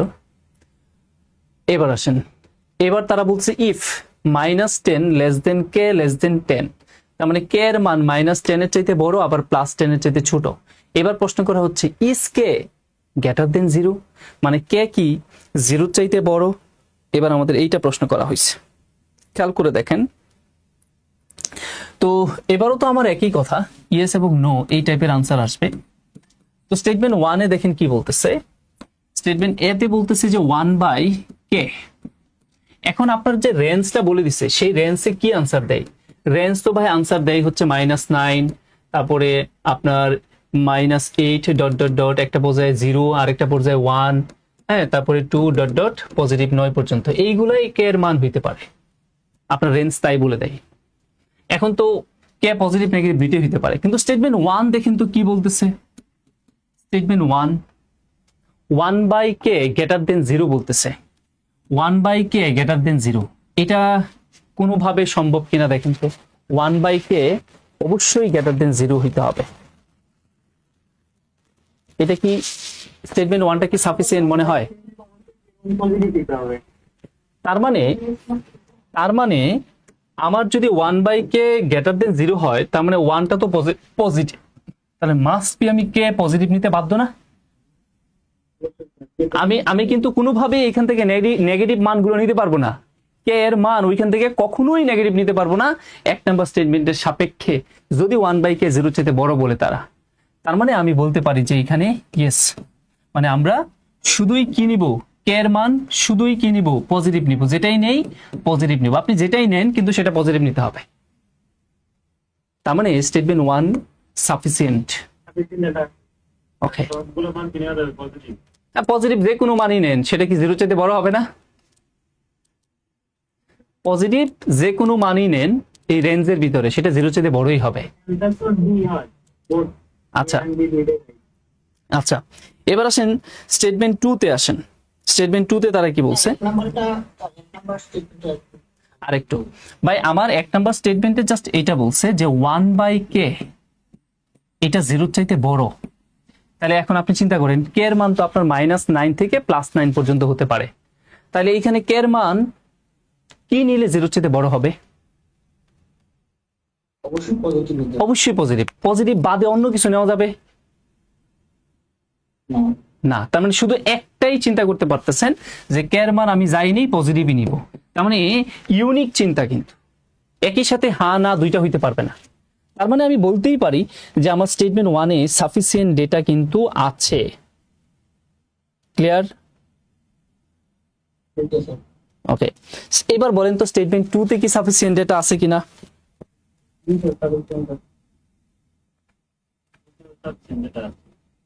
ভালো করে চিন্তা করেন। কারণ এইখানে আমি তো ভাই নেগেটিভ 1ও নিতে পারি, আমি এখানে কি নিতে পারি পজিটিভ 1ও নিতে পারি, পারি না? যেটাই নেই আমার 0 চাইতে বড় হচ্ছে না। তাহলে কি k এর মান একই সাথে পজিটিভ আসতেছে, একই সাথে k এর মান নেগেটিভ, মানে দুই রকম জিনিস আসতেছে না। কোনো ইউনিক কিন্তু আসতেছে না, কোনো ইউনিক সলিউশন এখানে পাচ্ছেন না। মানে পজিটিভ মানে পজিটিভই সব k এর মান, নেগেটিভ মানে নেগেটিভই সব k এর মান, তা না। কিন্তু স্টেটমেন্ট 1 এ দেখতে পাচ্ছি আমি k এর মান পজিটিভ আর নেগেটিভ যাই নেই না কেন, সেটাকে বর্গ করলে আমরা জানি কোনো বেসের উপর পাওয়ার যদি ইভেন হয় তাহলে সেটা সবসময় আমার কি দিবে, পজিটিভ নেই অথবা নেগেটিভ নেই, সেটা সবসময় পজিটিভ ভ্যালুই দিবে। তার মানে 0 চেয়ে বড় হবে। তাহলে তো k এর মান ভাই আমি শুধু পজিটিভ নিতে পারছি না অথবা শুধু নেগেটিভ নিতে পারছি না, দুইটাই নিলে আমার এটা সত্য সিদ্ধ হচ্ছে। সুতরাং এখানে সাফিসিয়েন্ট ডেটা নেই। তার মানে শুধু এতে আছে, এই কথার অর্থ হলো ওএমআর শিটের অপশন এ দাগাবো। ওকে, আসেন তাহলে আমরা নেক্সটে আসি।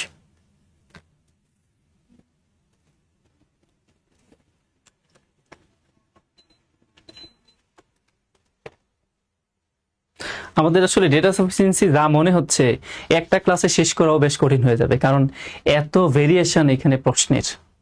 ওকে, আচ্ছা এবার দেখেন, is x is to be selected at random from set T, মানে এক্স কে সেট টি থেকে আপনি র্যান্ডমলি সিলেক্ট করবেন। What is the probability of 1/4 into x minus 5 less than 0? এটার প্রবাবিলিটিটা কত? তার মানে আপনি একটু খেয়াল করে দেখেন, এটাকে যদি আমি নর্মালি একটু ক্যালকুলেশন করি তাহলে যেটা পাই, মানে ছিল এরকম করে -5 লেস দেন ইকুয়াল 0। তো এটা আমরা বলতে পারি হচ্ছে x/4 লেস দেন ইকুয়াল 5, তারপরে বলতে পারি x লেস দেন ইকুয়াল 20। ওকে, কিন্তু সমস্যাটা কোথায় জানেন?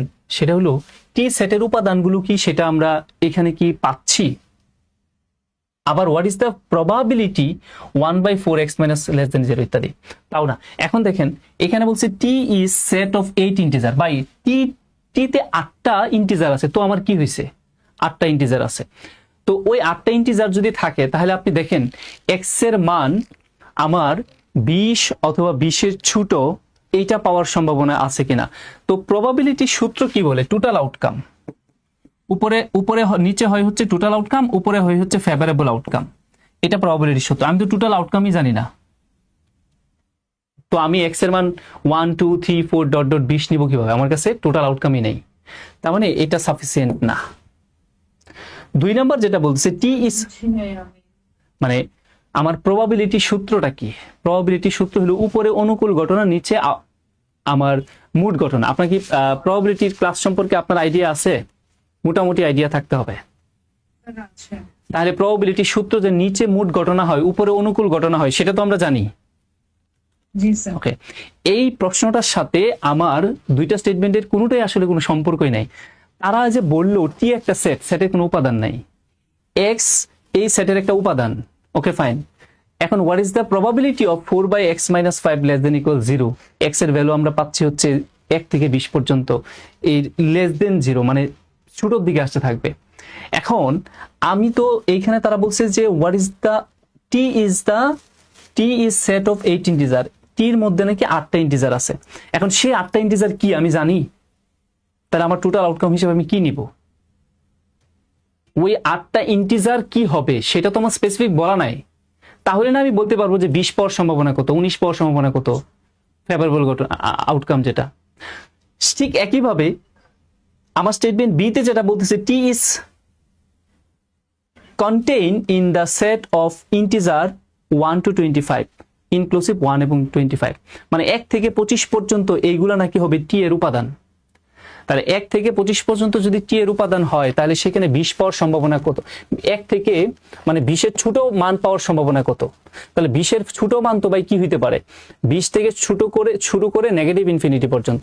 তো এইখানে তো নেগেটিভের কোনো অস্তিত্বই নাই। 1 থেকে 25 পর্যন্ত এই 25টাই থাকবে হচ্ছে উপাদান। তাহলে তো আমার এই x তো আসতেছে 20 থেকে শুরু করে নেগেটিভ পর্যন্ত, তার মানে নেগেটিভ মান তো এখানে নাই। তাহলে এইটাও আমার জন্য কি সাফিসিয়েন্ট না। এখন এইটা দুইটাকেও কম্বাইন্ডলি আপনি কোনোদিনই এই প্রবাবিলিটিটা বের করতে পারবেন না, কারণ এখানে এক্স্যাক্টলি ওই টোটাল ইন্টিজার গুলা কি কি কোথাও কিন্তু ক্লিয়ারলি বলা নাই। আপনি দুইটাকে সমন্বয় করবেন, অপশন এ তে বলছে 8টা আর উপরে বলতেছে 1 থেকে 25 পর্যন্ত, তাহলে কি হলো? তাহলে তো আমি টোটাল এক্স্যাক্টলি কয়টা ইন্টিজার সেটা বলতে পারবো না। সুতরাং এই ক্ষেত্রে আমার ওএমআর শিটের অপশন ই দাগাবো। নেক্সটে আসেন তাহলে। Sir, what is the probability that এই লাইনটা মানে একটু বুঝাই দেবেন? What is the probability that 1/4 into x minus 5 less than 0? মানে তারা এটা বলতেছে, এটাকে সমাধান করলাম, সমাধান করে আমি কি পাইলাম? এই লেস দেন ইকুয়াল 20 এটার মিনিং কি বোঝায়? এটার মিনিংটা হলো আমরা এমনটা বলতে পারি যে x এর মান কি হইতে পারে? 20 হতে পারে, ঠিক আছে? এটা থার্ড ব্র্যাকেট। এবং আর কি হইতে পারে? নেগেটিভ ইনফিনিটি পর্যন্ত। তাহলে x এর মান তো ভাই আনলিমিটেড কিছু হইতে পারে নেগেটিভ। আর এইখানে দুইটা স্টেটমেন্টের কোনো স্টেটমেন্টের নেগেটিভের সম্পর্কে কোনো তথ্যই দেওয়া নাই। বোঝা গেল? এই প্রবাবিলিটিও বের করা যায় না, কখনোই বের করা যাবে না। না। এবার এটা করেন তো কি আসে। প্রথম কথা হলো এই জিনিসটা একটু বুঝেন যে মডুলাস কি মিন করে। মডুলাস অফ এক্স এটা আসলে কি মিন করে? এটা মিন করে হচ্ছে তার মান অবশ্যই কি হবে? 0 অথবা সকল পজিটিভ সংখ্যা। 0 একটা পজিটিভ, 0 হতে পারে। তাহলে বলেন what is the value of modulus of x? তাহলে মডুলাস অফ এক্স এর ভ্যালুটা কত? স্টেটমেন্ট 1 এ বলতেছে যে এক্স সমান মাইনাস মডুলাস অফ এক্স। তাহলে এই স্টেটমেন্ট 1 দিয়ে কি আমি পর্যাপ্ত ডেটা পাই কিনা এই প্রশ্নটা সমাধান করার জন্য? একটু চিন্তা করেন তো।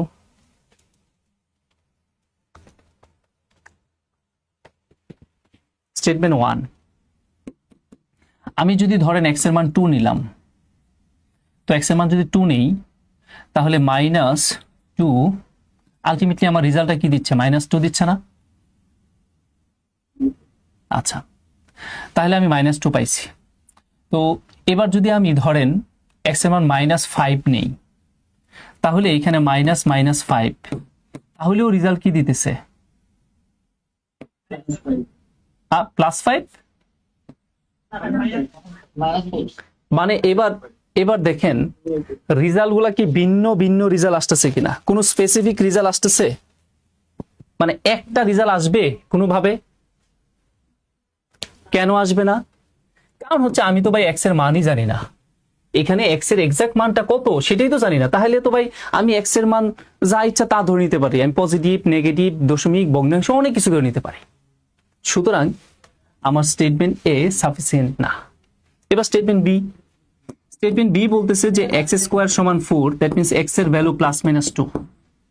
তো এইবার ভাই আপনি +-2 যেটা ইচ্ছা সেটা বসান, আমার রেজাল্ট তো 2ই দিবে, না অন্য কিছু দিবে? তার মানে এইখানে x এর মান জানি, তাই আমি x এর এক্সাক্ট ভ্যালু কত সেটা বের করতে পারছি। তার মানে স্টেটমেন্ট 2 সাফিসিয়েন্ট। তাহলে শুধুই 2 সাফিসিয়েন্ট মানে ওএমআর শিটের অপশন বি। ওকে, এবার x y z আর 3 ইন্টিজার। x y z হচ্ছে 3টা পূর্ণ সংখ্যা। আর দে কনজিকিউটিভ ইন্টিজার? প্রশ্ন করা হচ্ছে তারা কি কনজিকিউটিভ ইন্টিজার? ইয়েস এবং নো খুঁজে বের করতে হবে। তাহলে স্টেটমেন্ট 1 দিয়ে চিন্তা করেন, শুধু জেড আর এক্স কে বিয়োগ করলে সেটা যদি 2 হয়, সেটা দিয়ে কি আমার কোনোভাবে বলা সম্ভব যে এক্স ওয়াই জেড এরা কনজিকিউটিভ ইন্টিজার? কোনোভাবেই এটা সম্ভব না, দেখলেই বোঝা যায়। এবার স্টেটমেন্ট 2 দিয়া আপনি চিন্তা করে দেখেন যে এরা কি কনজিকিউটিভ হতে পারে? এটা হতেও পারে, নাও হইতে পারে। এটা কিন্তু স্পেসিফিক আনসার দিচ্ছে না, ইয়েস এবং নো দুইটা দিচ্ছে। এটা হবে যে না তা বলা যাবে না, আমি 1 2 3 বলতে পারি, সমস্যা নেই। তো এইখানেও সাফিসিয়েন্ট না, তার মানে এবার দুইটাকে একসাথে সমন্বয় করতে হবে। দুইটাকে একসাথে সমন্বয় করা মানে হলো, আপনি চিন্তা করেন যে এক্স এর মান 1 বললাম, আর এক্স এর মান 2 পরে ওয়াই এর মান 2 বললাম, জেড এর মান 3 বললাম। আচ্ছা, তাহলে দেখেন আমার স্টেটমেন্ট 1 অনুযায়ী জেড আর এক্স এর পার্থক্য 2 হয় কিনা, মানে প্রথম এবং শেষের পার্থক্য। শেষে আমার জেড এর ভ্যালু কত? শেষে আমার জেড এর ভ্যালু 3, আর প্রথমে আমার জেড এর ভ্যালু কত? 1। তাহলে এবার যদি আমি জেড থেকে এক্স বিয়োগ করি তাহলে সেটা 2 হয় কিনা? জেড এর মান 3, এক্স এর মান 1, তার মানে 2 হয়। তাহলে আমি এক্স ওয়াই জেড 1 2 3 বলতে পারি। আবার কেন 1 2 3 বললাম? স্টেটমেন্ট 1 এ আবার বলে দেওয়া আছে, 2 তে আবার বলে দেওয়া আছে এক্স এর চাইতে ওয়াই ছোট, ওয়াই এর চাইতে, মানে এখানে এক্স এর চাইতে ওয়াই বড়, ওয়াই এর চাইতে আবার জেড বড়, এটা মিন করতেছে না? অথবা জেড এর চাইতে এক্স ওয়াই ছোট, ওয়াই এর থেকে এক্স ছোট। তাহলে আমি মানগুলো সেভাবে চিন্তা করলাম যে হ্যাঁ সবচেয়ে বড় জেড আর সবচেয়ে ছোট কে? এক্স। তাহলে এই চিন্তা যদি করি, এই যে স্টেটমেন্ট 2 থেকে যেটা আমরা পাইলাম যে x less than y less than z, এই সাপেক্ষে আমি মানগুলো ধরে নিলাম। তাহলে এইবার এই দুইটাকে যখন আমি সমন্বয় করলাম, আবার দেখলাম যে এই স্টেটমেন্ট 1ও প্রমাণিত হচ্ছে যে ওদের পার্থক্য তো 2 আসতেছে। তাহলে আমি নিশ্চিতভাবে বলতে পারি দুইটাকে যদি সমন্বয় করি তাহলে আমি ওই এক্স ওয়াই জেড এদেরকে কনজিকিউটিভ বানাইতে পারি। That means yes. দেখেন কারো কোনো প্রশ্ন আছে কিনা? কনজিকিউটিভ মানে তো আমরা বুঝি।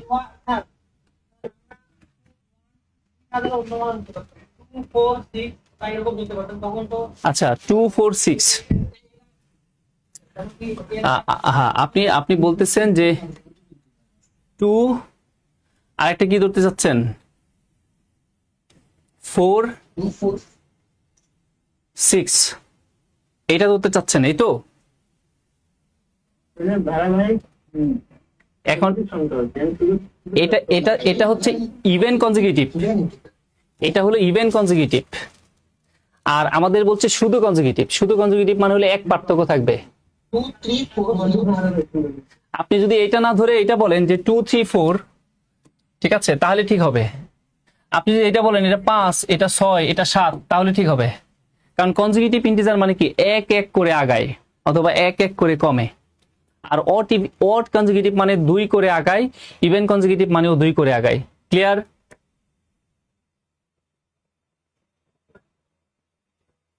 ওকে, এবার আসি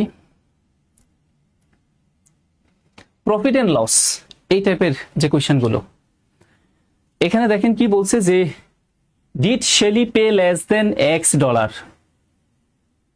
শেলি নাকি এক্স ডলারের চাইতে কম পে করে ইনক্লুডিং সেলস ট্যাক্স সহ ফর হার বাইসাইকেল।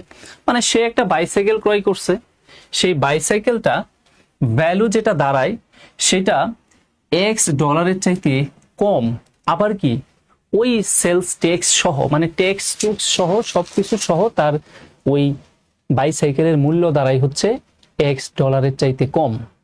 আচ্ছা ঠিক আছে, এক্স ডলারের চাইতে কম। এবার আমাদের প্রশ্ন করা হচ্ছে স্টেটমেন্ট 1টাতে দেখেন আমরা কি এই প্রশ্নটা সমাধান করার জন্য পর্যাপ্ত বা সাফিসিয়েন্ট ডেটা পাই কিনা। স্টেটমেন্ট 1 এ বলতেছে যে the price Sally paid for the bicycle was 0.9x dollar. তার মানে শেলি নাকি ওই বাইসাইকেল বাবদ 0.9x ডলার প্রদান করছে। এখন আপনি বলেন, প্রশ্নে বলা হয়েছিল সে যাই প্রদান করুক না কেন সেটা এক্স ডলারের চাইতে লেস দেন হবে। বলেন আমার স্টেটমেন্ট 1 ইনক্লুডিং সেলস ট্যাক্স সহ, পরে আবার বলে দিছে এক্সক্লুডিং, পরে কি কই চলে গেল আবার, পরে আবার দেখেন তারা বলে দিছে এক্সক্লুডিং 10% ট্যাক্স, 10% ট্যাক্স সহ সে কত টাকা, 10% ট্যাক্স বাদে, 10% ট্যাক্স বাদে, এক্সক্লুডিং মানে বাদে, 10% ট্যাক্স বাদে সে কত টাকা প্রদান করছে, 0.9x টাকা প্রদান করছে। এখন তার সাথে ওয়েট করেন, তার সাথে আবার এই যে এইটার আবার 10% ট্যাক্স এড করতে হবে, তার মানে 0.9x এর 10% আবার এর সাথে এড হবে, 0.9x এর 10%, মানে কি 10/100। এখন এই দুইটাকে ক্যালকুলেশন করলে সে যদি x এর চাইতে ছোট হয়, তাহলে আমি বলতে পারবো স্টেটমেন্ট 1 এ সাফিসিয়েন্ট ডেটা আছে। এবার আপনারা বলেন তো চিন্তা করে, আমরা এটার ক্যালকুলেশন করলে বলতে পারবো, এটা ক্যালকুলেশনটা কত আসে দেখি, 0 কেটে দিলাম, তাহলে 0.9x প্লাস এই 0 দিয়ে ভাগ করলে 0.09x, তাহলে যোগ করলে কি হবে 0.99x। মানে আমরা আলটিমেটলি ক্যালকুলেশন করে যেটা পাইলাম একদম সেলস ট্যাক্স সহ, সেটা হচ্ছে 0.99x, যা কিনা x এর চাইতে ছোট। x এর মান এখন যাই ধরেন সেটা অবশ্যই x এর চাইতে ছোট হবে। বলেন তাহলে কি স্টেটমেন্ট 1 এ সাফিসিয়েন্ট ডেটা আছে কিনা? Excluding sir minus, excluding minus কে বললো, ইনক্লুডিং মানে হলো যোগ। আচ্ছা এখানে কি বলছে, এক্সক্লুডিং বাদে বলছে, তাহলে আমরা যোগ করব। এই যে 0.9x টাকা যেটা, এটা তো বাদে, মানে সেলস ট্যাক্স বাদে, তাহলে সেলস ট্যাক্স আমি যোগ করব না। তারা তো বলতেছে যে less than including sales tax, মানে সেলস ট্যাক্স সহ ওই বাইসাইকেলের দাম হবে x এর চাইতে কম। তো আমাদের যে এইখানে শেলি যে পেড করলো 0.9x ডলার, এটা কেমন করে পেড করছে, বাদে 10% বাদে পেড করছে। তাহলে 10% অ্যাড করি, অ্যাড করে দেখি এইবার আমার x এর চাইতে ছোট হয় কিনা, বুঝছেন?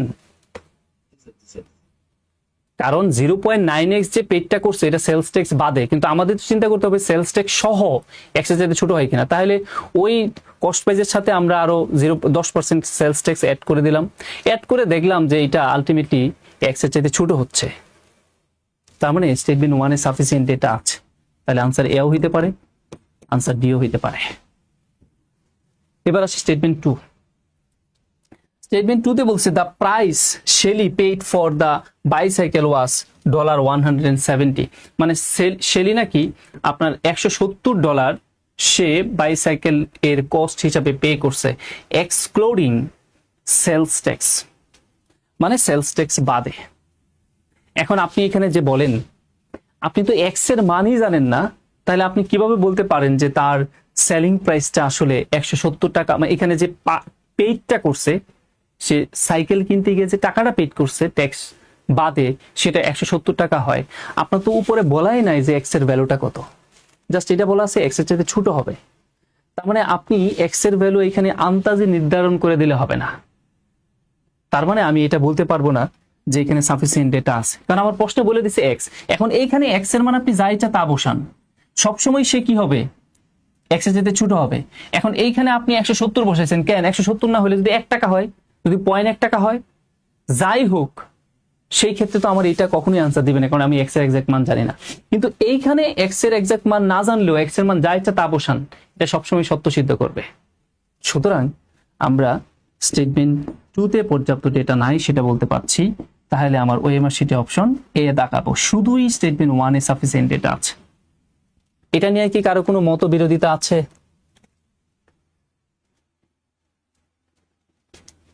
ক্লিয়ার?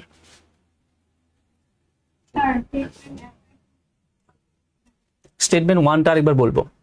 তারা বলছে the price Shelley paid for the bicycle was $0.9x excluding 10% sales, 10% tax, মানে 10% ট্যাক্স বাদে, 10% ট্যাক্স বাদে শেলি আসলে ওই বাইসাইকেলের খরচ হিসাবে 0.9x টাকা প্রদান করছে।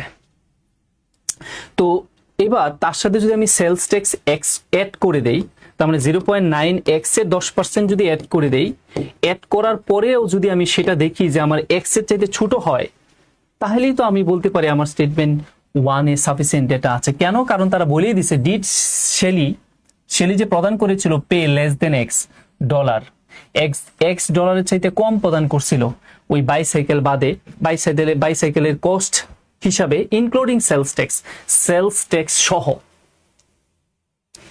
তো স্টেটমেন্ট 1 এ আমরা দেখতে পাচ্ছি যে আলটিমেটলি ক্যালকুলেশন করে এক্স এর চাইতে ছোট হচ্ছে আসলেই।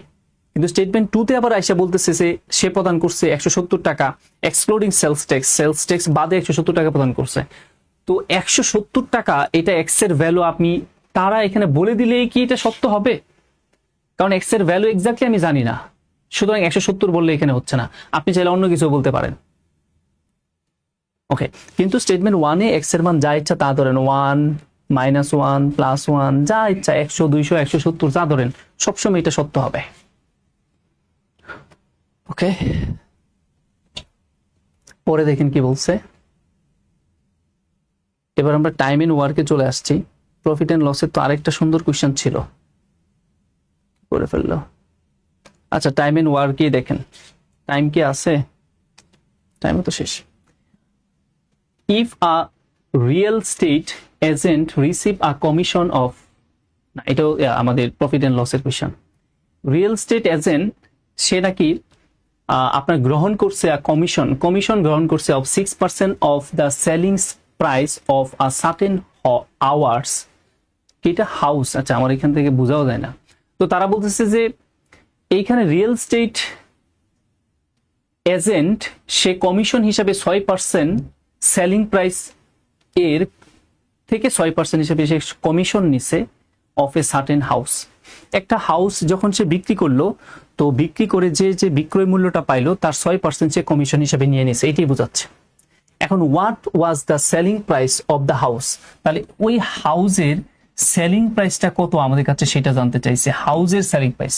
তো হাউসের সেলিং প্রাইসটা জানি না, ধরেন যে এক্স, তো এক্স এর একটা মান আসবে, সেটা এক্স্যাক্টলি একটা মানই আসবে, একটা ইউনিক ভ্যালু আসবে। তো সেই মানটা আমাদের বের করা হচ্ছে চ্যালেঞ্জ। তো বের করতে পারি কিনা যে আমাদের স্টেটমেন্ট 1 এ যে ডেটা দেওয়া আছে সেটা দিয়ে কি আমি ওই হাউসের ভ্যালুটা বের করতে পারি কিনা, সেটা আমাদের এখন জানা বিষয়, যে সেলিং প্রাইসটা বের করা যায় কিনা। দেখেন স্টেটমেন্ট 1 এ বলতেছে যে the selling price minus the real estate agents commission, real স্টেটের এজেন্টের কমিশন বাদ দিয়া সেলিং প্রাইস ওয়াস ছিল 84,600 টাকা। মানে রিয়েল স্টেট এজেন্ট আর যে কমিশন 6%, সেই কমিশনটা নেওয়ার পরে ওই রিয়েল স্টেটের সেলিং প্রাইসটা ছিল হচ্ছে আপনার 84,600 টাকা।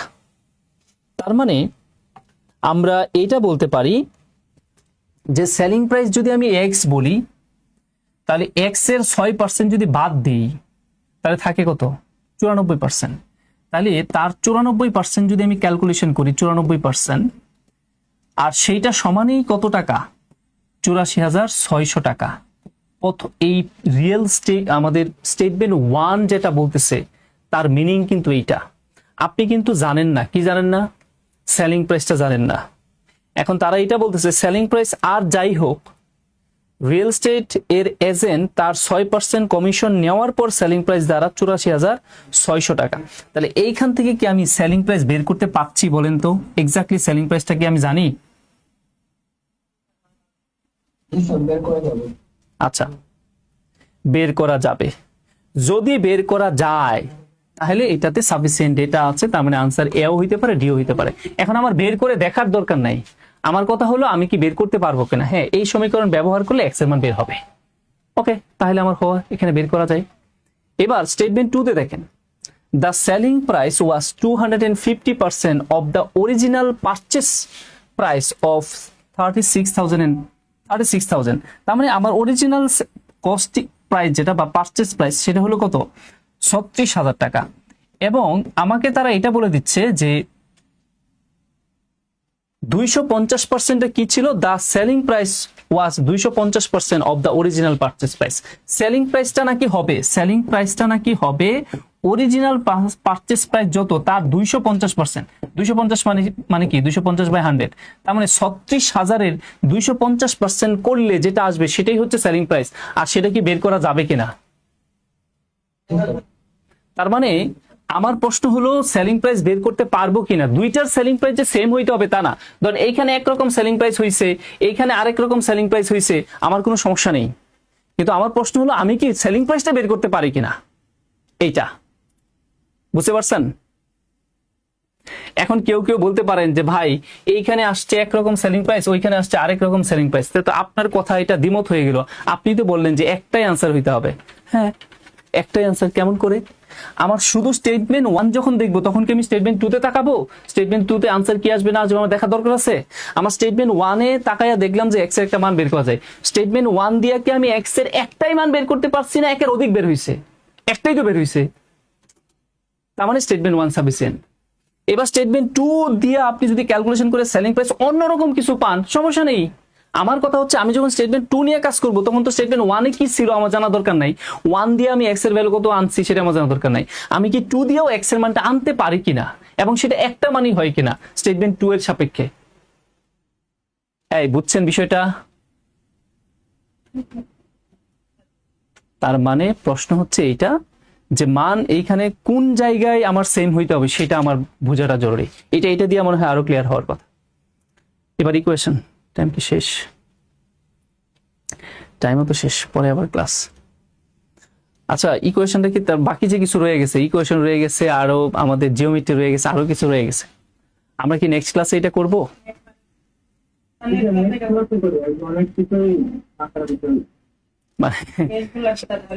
আচ্ছা আচ্ছা, আপনারা যে কাজটা করবেন, আমি একটা পিডিএফ দিয়ে দিব না আজকে। আর আমাদের যে আজকে ডেটা সাফিসিয়েন্সির জন্য আলাদা একটা পিডিএফ যাবে এবং গ্রাফ চার্ট এবং ডেটা সাফিসিয়েন্সি এগুলো মিলে একটা পিডিএফ যাবে। আর আমি যে প্রথমে ডিরেকশন দেওয়া আছে কিছু বাংলায়, সেটা আলাদা করে একটা পিডিএফ দিয়ে দিব। ওটা একটু রিডিং পড়বেন ভালো করে, তাহলে আরো ক্লিয়ার হবে। তো আলটিমেট কথা হলো ডেটা সাফিসিয়েন্সির ক্ষেত্রে যে জিনিসগুলো মাথায় রাখতে হবে, আমার প্রথম কথা স্টেটমেন্ট 1 নিয়ে কাজ করবো মানে স্টেটমেন্ট 1, 2 নিয়ে কাজ করবো মানে স্টেটমেন্ট 2। তৃতীয় কথা, আমার দুই ধরনের প্রশ্ন হতে পারে, ভ্যালু অথবা ইয়েস নো কোশ্চেন। ভ্যালু হোক অথবা ইয়েস নো কোশ্চেন হোক, আমার আনসার অলওয়েজ ইউনিক হইতে হবে। এতটুকু মাথায় রেখা এইবার আপনি ম্যাথ না করলেও চলবে, জাস্ট দেখবেন যে সমাধান করা যাবে কি যাবে না, এটার উপর বেস করে আনসার করতে হবে। আচ্ছা, তাহলে সবাই ভালো থাকবেন। নেক্সট ক্লাসে ইনশাল্লাহ আমরা ডেটা। হ্যাঁ, কোশ্চেনটা বলেন। এইবার এই টাইপের প্রশ্নগুলো যদি রিটেনে আসে তাহলে কি ওই প্রেজেন্টেশন করে দেখাতে হবে? এই টাইপের প্রশ্ন যদি রিটেনে আসে তাহলে কি করবেন? প্রথম কথা হচ্ছে ডেটা সাফিসিয়েন্সির কোশ্চেনগুলো রিটেনে আসে না। এখন যদি আসে তাহলে কি করবেন? আপনার এইভাবে ব্যাখ্যা দিবেন, ব্যাখ্যা দিয়া তারপরে আপনি লাস্টে কমেন্টস করবেন। কি কমেন্টস করবেন? এর জন্য যা বলা আছে তা, বির জন্য যা বলা আছে তা, সির জন্য যা বলা আছে তা, ডির জন্য যা বলা আছে তা, ইর জন্য যা বলা আছে তা, এটা বলতে হবে। কোথায়? তখন আপনার এটা লিখতে হবে। কি লিখতে হবে? এই যে এটা। যদি আপনি ম্যাথটা করে দেখলেন যে আমার আনসার হবে অপশন এ, তখন এটা লিখতে হবে, statement 1 alone is sufficient but statement 2 alone is not sufficient। Just ওইটা কমেন্টসে লাস্টে লিখতে হবে। আর কমেন্টের আগে ব্যাখ্যা দিতে হবে যে কেন এটা কেন ওইটা না। বুঝতে পারছেন? যদি রিটেনে আসে। আর কোনো প্রশ্ন আছে? আমাদের আগে ভিডিও গুলো একটা ফিচার করতে এক দুই তিন সিরিয়ালি কি হচ্ছে ভালো। আপনি কি জানেন যে আমাদের ফিচার অপশনে গুগল শিটে একদম সিরিয়ালি সবগুলা ক্লাস এর লিংক সাজিয়ে দেওয়া আছে? দেখছেন এটা ভাই? আজকে ঢুকবেন। হ্যাঁ, আজকে ঢুকবেন, ঢুকে দেখবেন আমাদের ফিচারে ওই একটা গুগল শিট আছে। ওই গুগল শিটে তারিখ অনুযায়ী ক্লাসগুলোর লিংক এবং পিডিএফ সবই ওইখানে দেওয়া আছে এবং রুটিনটাও দেওয়া আছে। ঠিক আছে, যারা নতুন এড হয়েছেন তারা এটা একটু বুঝে নিন। আর কোনো প্রশ্ন আছে? ক্রিটিক্যাল রিজনিংয়ের উপরে কি সামনে ক্লাস হবে? ক্রিটিক্যাল রিজনিংয়ের উপর তো 2টা ক্লাস হয়েছে। এখন আপনাদের যদি আমার মূল কোর্স শেষ করার পর আপনাদের যদি এডির জন্য আরো সময় পাওয়া যায়, তখন আমি প্রয়োজনে আপনাদের আরো কিছু ক্লাস নিব যেটা আপনাদের জন্য খুব জটিল মনে হয় এবং গুরুত্ব বেশি, সেগুলো আমি আমার দায়িত্বে নিয়ে নেব, সমস্যা নেই। আমি এটা আগেই কথা দিছি। দেখেন আপনারা হয়তো 10টা ক্লাস দেখে 10টা প্লাস ক্লাস দেখে অ্যাড হয়েছেন এখানে, মোটেও 10টা ক্লাস না। এটা দেখবেন আমার তো মনে হচ্ছে 20-এর উপরেও যাবে ক্লাস এমনিতে। যেমন ডেটা সাফিসিয়েন্সি আমি পারলাম না একটা ক্লাসে, তার মানে আরেকটা লাগবে। তারপরে ডেটা সাফিসিয়েন্সি যে টাইপের চিন্তা ভাবনা, কোয়ান্টিটিভ কম্পারিজন একই টাইপের অনেকটা, ওইটা আবার আরেক ঝামেলার বিষয়। কোয়ান্টিটিভ কম্পারিজন ওইটাও ওইরকম চিন্তা ভাবনা, অপশন কিভাবে দেখাইতে হয় সেই উপর ডিপেন্ড করে কাজ করবে, ওইটার জন্য আরেকটা ক্লাস লাগবে। তার মানে ক্লাস বাড়বে, সমস্যা নেই। আর কোনো প্রশ্ন আছে? আর আমরা যে শীটটা দিতেছি, আমাদের এই শীটটা যদি ঠিকঠাক মতো একটু প্র্যাকটিস করে যান, তাহলে আসলে বাজারে বইও লাগে না, আর লাগবেও না। কারণ আমাদের শীট কিন্তু বেশ এনরিচ, বাজারে বই এলোমেলো অনেক কিছু পাবেন, আমাদের এখানে গুছানো অল্প কিছু আছে। জাস্ট এই অল্প কিছুই পড়ে যান আপনি, কারণ এটা তো কোনোদিনই কমন পাবেন না, কখনোই কমন পাবেন না, এটা বলা যাবে না। আর স্যার আমাদের এই যে এই কোর্সের ক্লাস 24 তারিখ থেকে শুরু হয়েছে। হ্যাঁ, 24 তারিখ থেকে স্যার ওই যে গুগল শিটের ক্লাসের যে লিঙ্ক আছে, ওখানে 24 তারিখ থেকে র্যান্ডমলি এই ক্লাস দেওয়া আছে। এটা নিচে আরো কয়েকটা ক্লাস দেখলাম, ওগুলো কিসের ক্লাস? ওইগুলো হলো আমাদের আগে ওই সিনিয়র অফিসার পরীক্ষার আগে আমরা একটা সবার জন্য একটা মানে একটা ক্লাস নিয়েছিলাম, যাতে এই জিনিসটা সম্পর্কে একটু আইডিয়া থাকে। ওইখানেও দেখবেন যে আপনার এই পাজেল, তারপরে ডেটা সাফিসিয়েন্সি ইত্যাদি সবকিছু একসাথে সমন্বয় করা আছে। আপনাদের অ্যাডভান্টেজটা এইটাই, আপনি চাইলে ওই ক্লাসগুলো দেখতে পারবেন। মানে আপনারা এখানে কোনোভাবে ঠকার কোনো সুযোগ নেই। যদিও এই কোর্স আসলে 460 টাকা বা 450 টাকা ছিল না, আপনারা ওই ক্লাসগুলো দেখতে পারবেন, সেই সুযোগও আছে। ক্লিয়ার? ওকে, আপনারা এখনো লেকচার, আমাদের ক্লাস শেষ হয় নাই, কিন্তু অলরেডি আরেকটা ক্লাস শেষ, আমাদের ব্যাচ শেষ হয়ে গেছে, ওই ব্যাচের ক্লাসগুলো দেখার সুযোগ পাচ্ছেন। ওকে, সবাই ভালো থাকবেন, আল্লাহ হাফিজ, আসসালামু আলাইকুম। হ্যাঁ, আমাদের একটা পরীক্ষা না দেওয়া কি স্যার মাঝে? আমার তো আসলে পরীক্ষা নেওয়ার যে শর্ত সেটা ছিল না, কিন্তু তাও যেহেতু আপনি বলছেন, আমি দেখব, যদি সুযোগ হয় আমার তাহলে আমি নিব। কিন্তু এত বেশি ব্যস্ত ভাই, বিশ্বাস করেন আমি বুঝাইতে পারবো না। তো আমি চেষ্টা করব, আপনার কথাটা মনে হয় নিবও আমি, সমস্যা নাই, যেহেতু আপনি বলছেন ট্রাই করব। স্যার আমাকে ওই যে ব্যাংকের অনলি ব্যাংকের মেসেজ না, এইটা হবে না, এটা কোনো সুযোগ নেই। অনলি ম্যাথে আমাদের ক্যারিয়ার ম্যাপে ভর্তি হয়ে ওইখান থেকে ম্যাথের ক্লাসগুলো করতে হবে। ঠিক আছে, আমাদের 9টা একটা ক্লাস আছে, আমাকে একটু আমি একটু যেতে চাচ্ছি আর কি। আরো প্রশ্নের উত্তর নেক্সটে দিব ইনশাল্লাহ। সবাই ভালো থাকবেন, শুভরাত্রি, আসসালামু আলাইকুম।